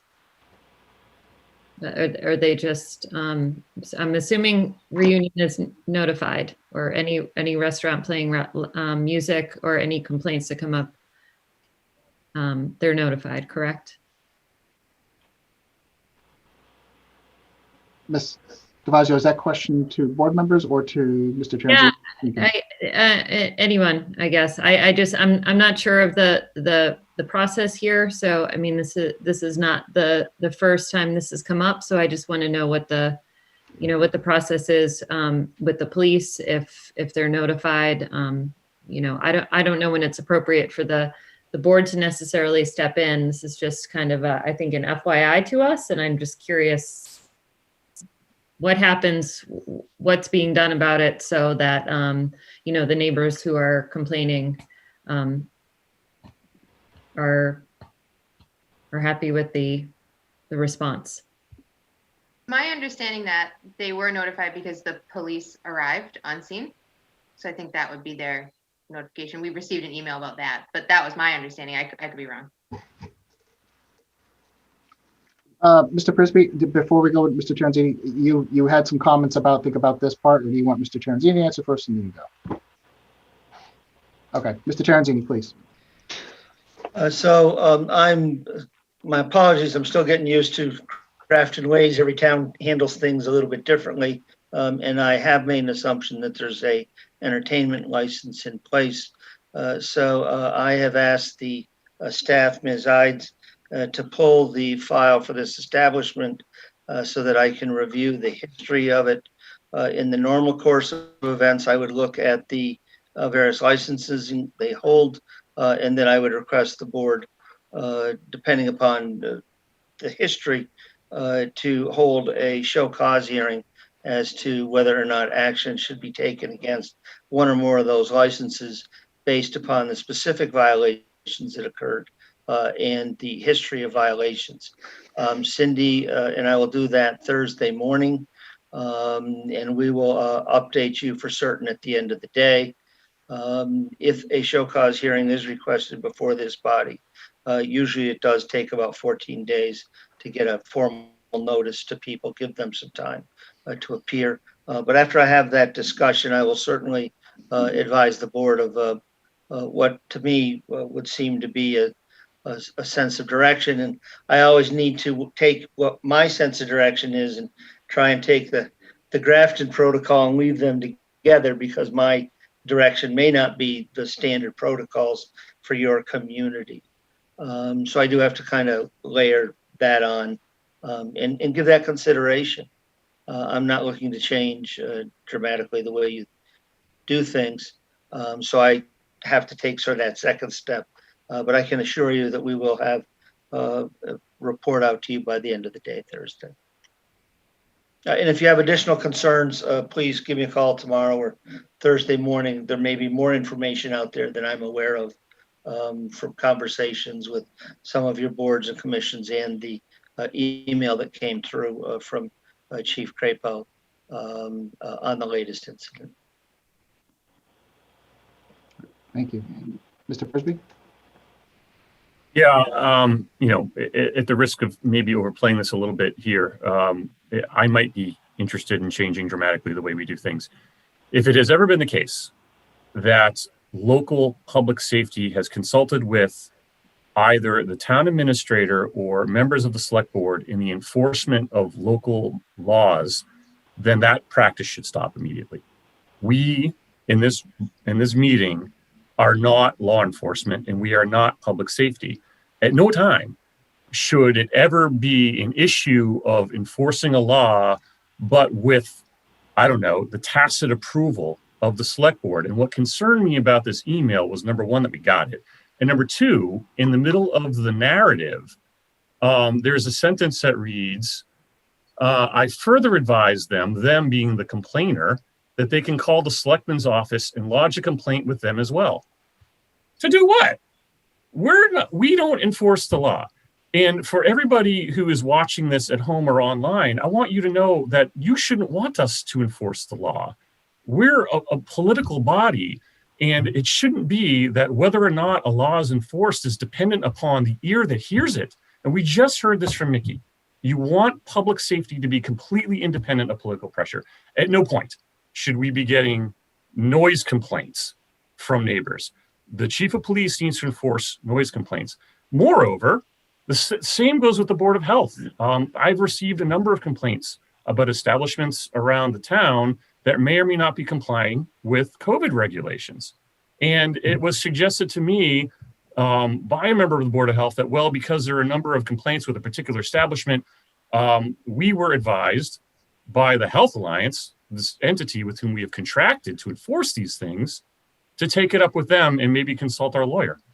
Why? We're not in enforcement. So I don't know what conversation needs to happen, Carter, between maybe us and the chief or us in the Worcester Health Alliance, but it should not be that a political body is charged with enforcing public safety. The town is charged with applying the rule of law. I don't care who you are, who your friends are, what your last name is. If you are operating outside of the law and the regulations, you get fined or you get whatever punishment that is deemed under the law. But you don't come to us because we should not be part of this equation at all. If I might, Mr. Chairman, I did reach out to the Health Alliance this morning to arrange a conference call, which I hope I can get done by Thursday as well. I would distinguish, I would agree with you that it is not the job of the select board, this elected political body, to enforce the law. Where I would suggest, however, is that when you are issuing licenses, you do have the ability to have show cause hearings on those and determine to what extent perhaps your license has been violated and what action you wish to take on that license. I'm not sure I would call that enforcement, but I do believe that that is the province of the select board to ensure appropriate compliance with the licenses that it issues. And it issues those with conditions intended to preserve the public peace and public safety. And that I do believe is your province. I agree. Thank you, Carter, for that point. Update us next week with what the Worcester Health Alliance says. These issues concern me, particularly with public health and safety. I know that it's summertime. I know it's nice out, or it was summertime. And people are awfully tempted to think that the pandemic has passed us by. But as we keep seeing, with kids who go back to college, all it takes is poor judgment by people who, don't have ill intent. But all the same, the virus doesn't care, so we do need to keep taking this seriously. And if the Worcester Health Alliance, frankly, if we're contracting with them to operate some enforcement here, that needs to happen. I can't get emails from people saying, well, maybe you need, doing this, whose responsibility is it? We don't know, pass the buck. That doesn't sit well with me. Well, we will sort that out and advise the board as soon as possible.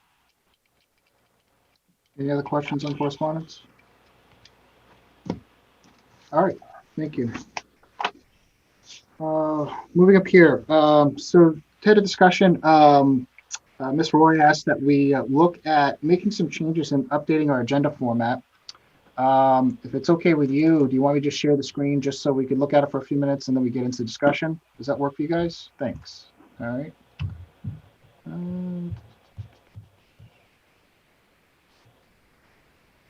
So, and just asking to put this on the agenda, I'm going to let Ms. Roy take the lead on this and propose looking at a new item to add to the agenda going forward.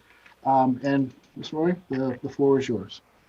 So this was an idea that was suggested to me by another community that uses this in their community. And when they started it went all the way down to like RRS for them. But it helps us keep our eye on the big picture where we might not think to ask about things every week, but we know it's still there. Like the 4-leaf permitting update. We know that they're contracted with us for a year, but how's it going since they've started? Are they hitting any road bumps? Or like the election audit. it was going on for 6 weeks and we had no idea they were having scheduling issues. That really could have been addressed a lot sooner, in my opinion, had we known, but we didn't know because we didn't know to ask and we weren't being updated. So I really want this ongoing issues section added to our agenda, just so we can always just keep an eye on the big picture. These are just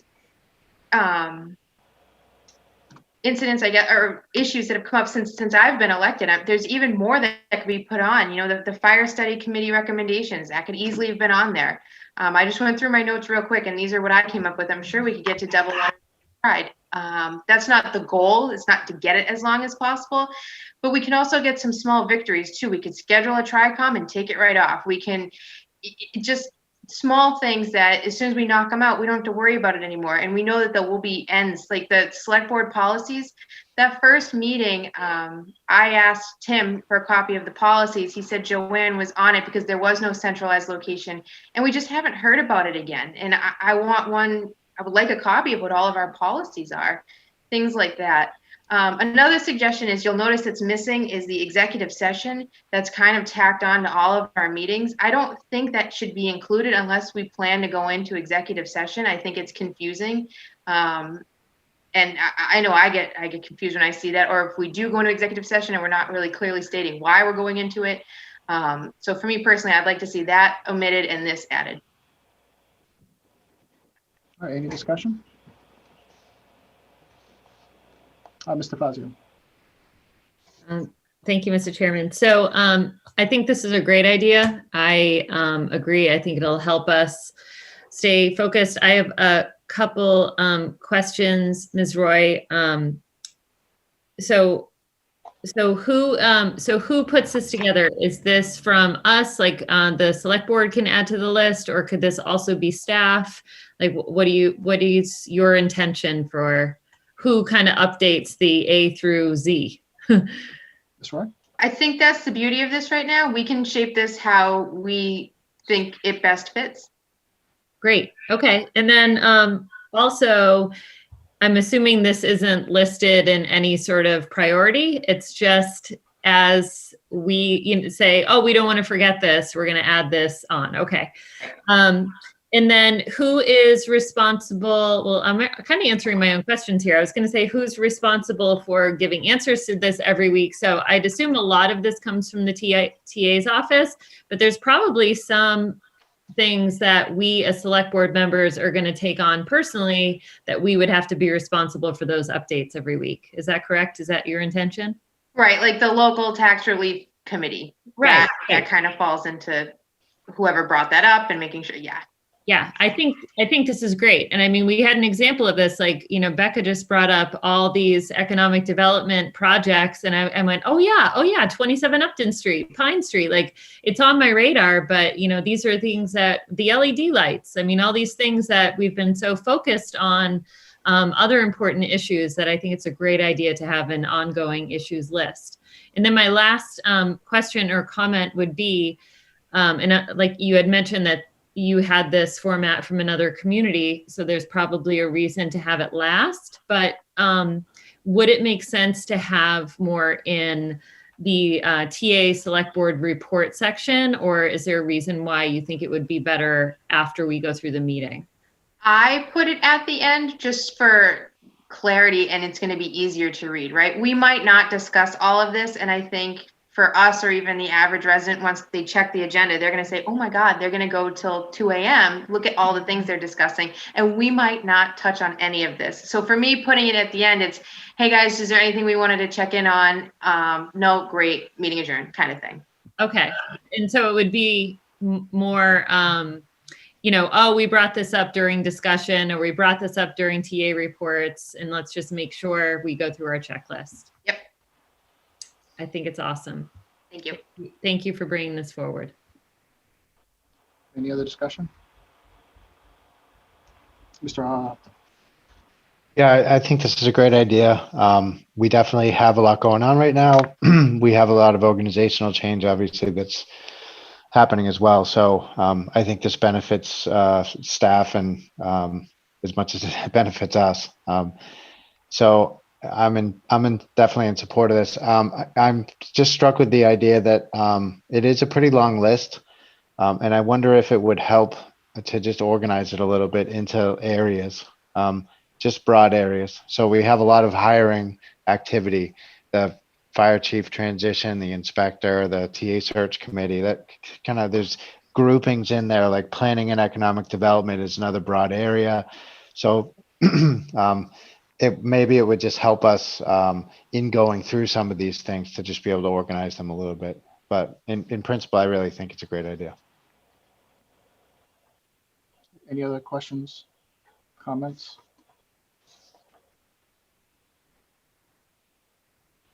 Mr. Terenzini, did you have anything? I guess my question is, do you want it on the agenda? Or if we were to put it on an Excel spreadsheet where there could be a column for comments, and occasionally, week by week, the columns could be expanded out. We would hide the ones that you didn't need. It would still be in the agenda package. It would still be visible. But there might be some comments so somebody, let's say, had a question on what's going on with TRICOM. If you had an Excel spreadsheet that had the comment on it, you'd have your answer already without taking up some extra time in the meeting. Just a thought, wondering how you might react to that. Mr. Fazio. I personally would like to see both. I think having it on the agenda, as Ms. Roy has laid out, but also I'm a big fan of Excel spreadsheets and having it in the packet, the beginning of the packet. So we as board members and as staff can go back and refer to the last item we talked about, because as we go through all these items, whether they're grouped or not, it's going to be, Wednesday morning will come and I'll say, what was the update again on the DPW building project? What was the date of that? So it would be a very nice reference to have, just bullet points of what the updates are that we discussed. Okay. We will take it from there then. Ms. Roy? Can I just suggest on the Excel sheet, when you do write a comment, just put a date when the comment was put, so we know that, hey, that's the same comment for the last 2 months. Maybe there should be an update on that. I usually put the week of with the date at the top of the comment so that you can actually unclick it, unhide it, and show progression of the issue. I probably will be reaching out to you over the next day or two just to make sure I understand what some of these might be about. All right, any other comments? Ms. Roy? I think the board should also look at this list, and if they have anything else they want to add to it, because this just came from my notes. There definitely could be other things that should be on this ongoing issue list that I missed, and I want you guys all to have your input on it. Do you have any suggestions on how to share that list? It's in the meeting packet. Oh, no, I meant what's going to end up happening is 5 of us are going to send a list of Excel spreadsheet items, and it goes to, Joanne and Cindy and Becca to go through. I just didn't know if there was people had another option to how we could make that a little bit easier for them to manage, but I just threw that out there as do we have a suggested format in sharing what these lists are, so I'm not repeating for other members' things.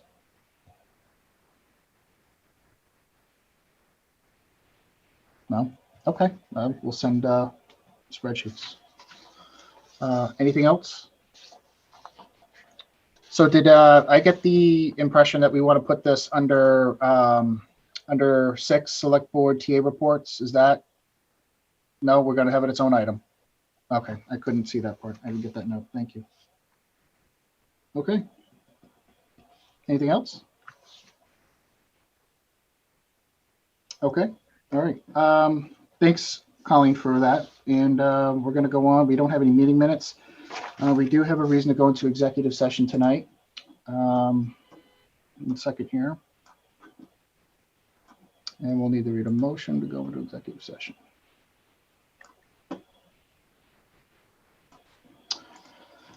So I'm going to read a motion as I move the board now consider entering executive session in accordance with open meeting law, Mass General Law, Chapter 38, Section 21A, pursuant to Purpose 3, discussion strategies with respect to collective bargaining between the Town of Grafton and the Grafton Municipal Employee Association.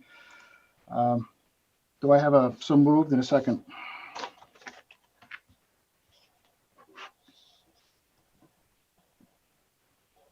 So moved.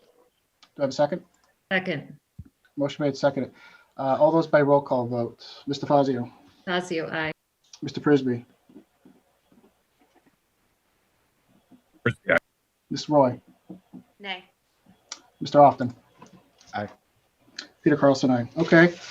The chair finds that open meeting may have a detrimental effect on the bargaining position of the select board. We will be going into executive session, only returning to open session for the purposes of adjournment.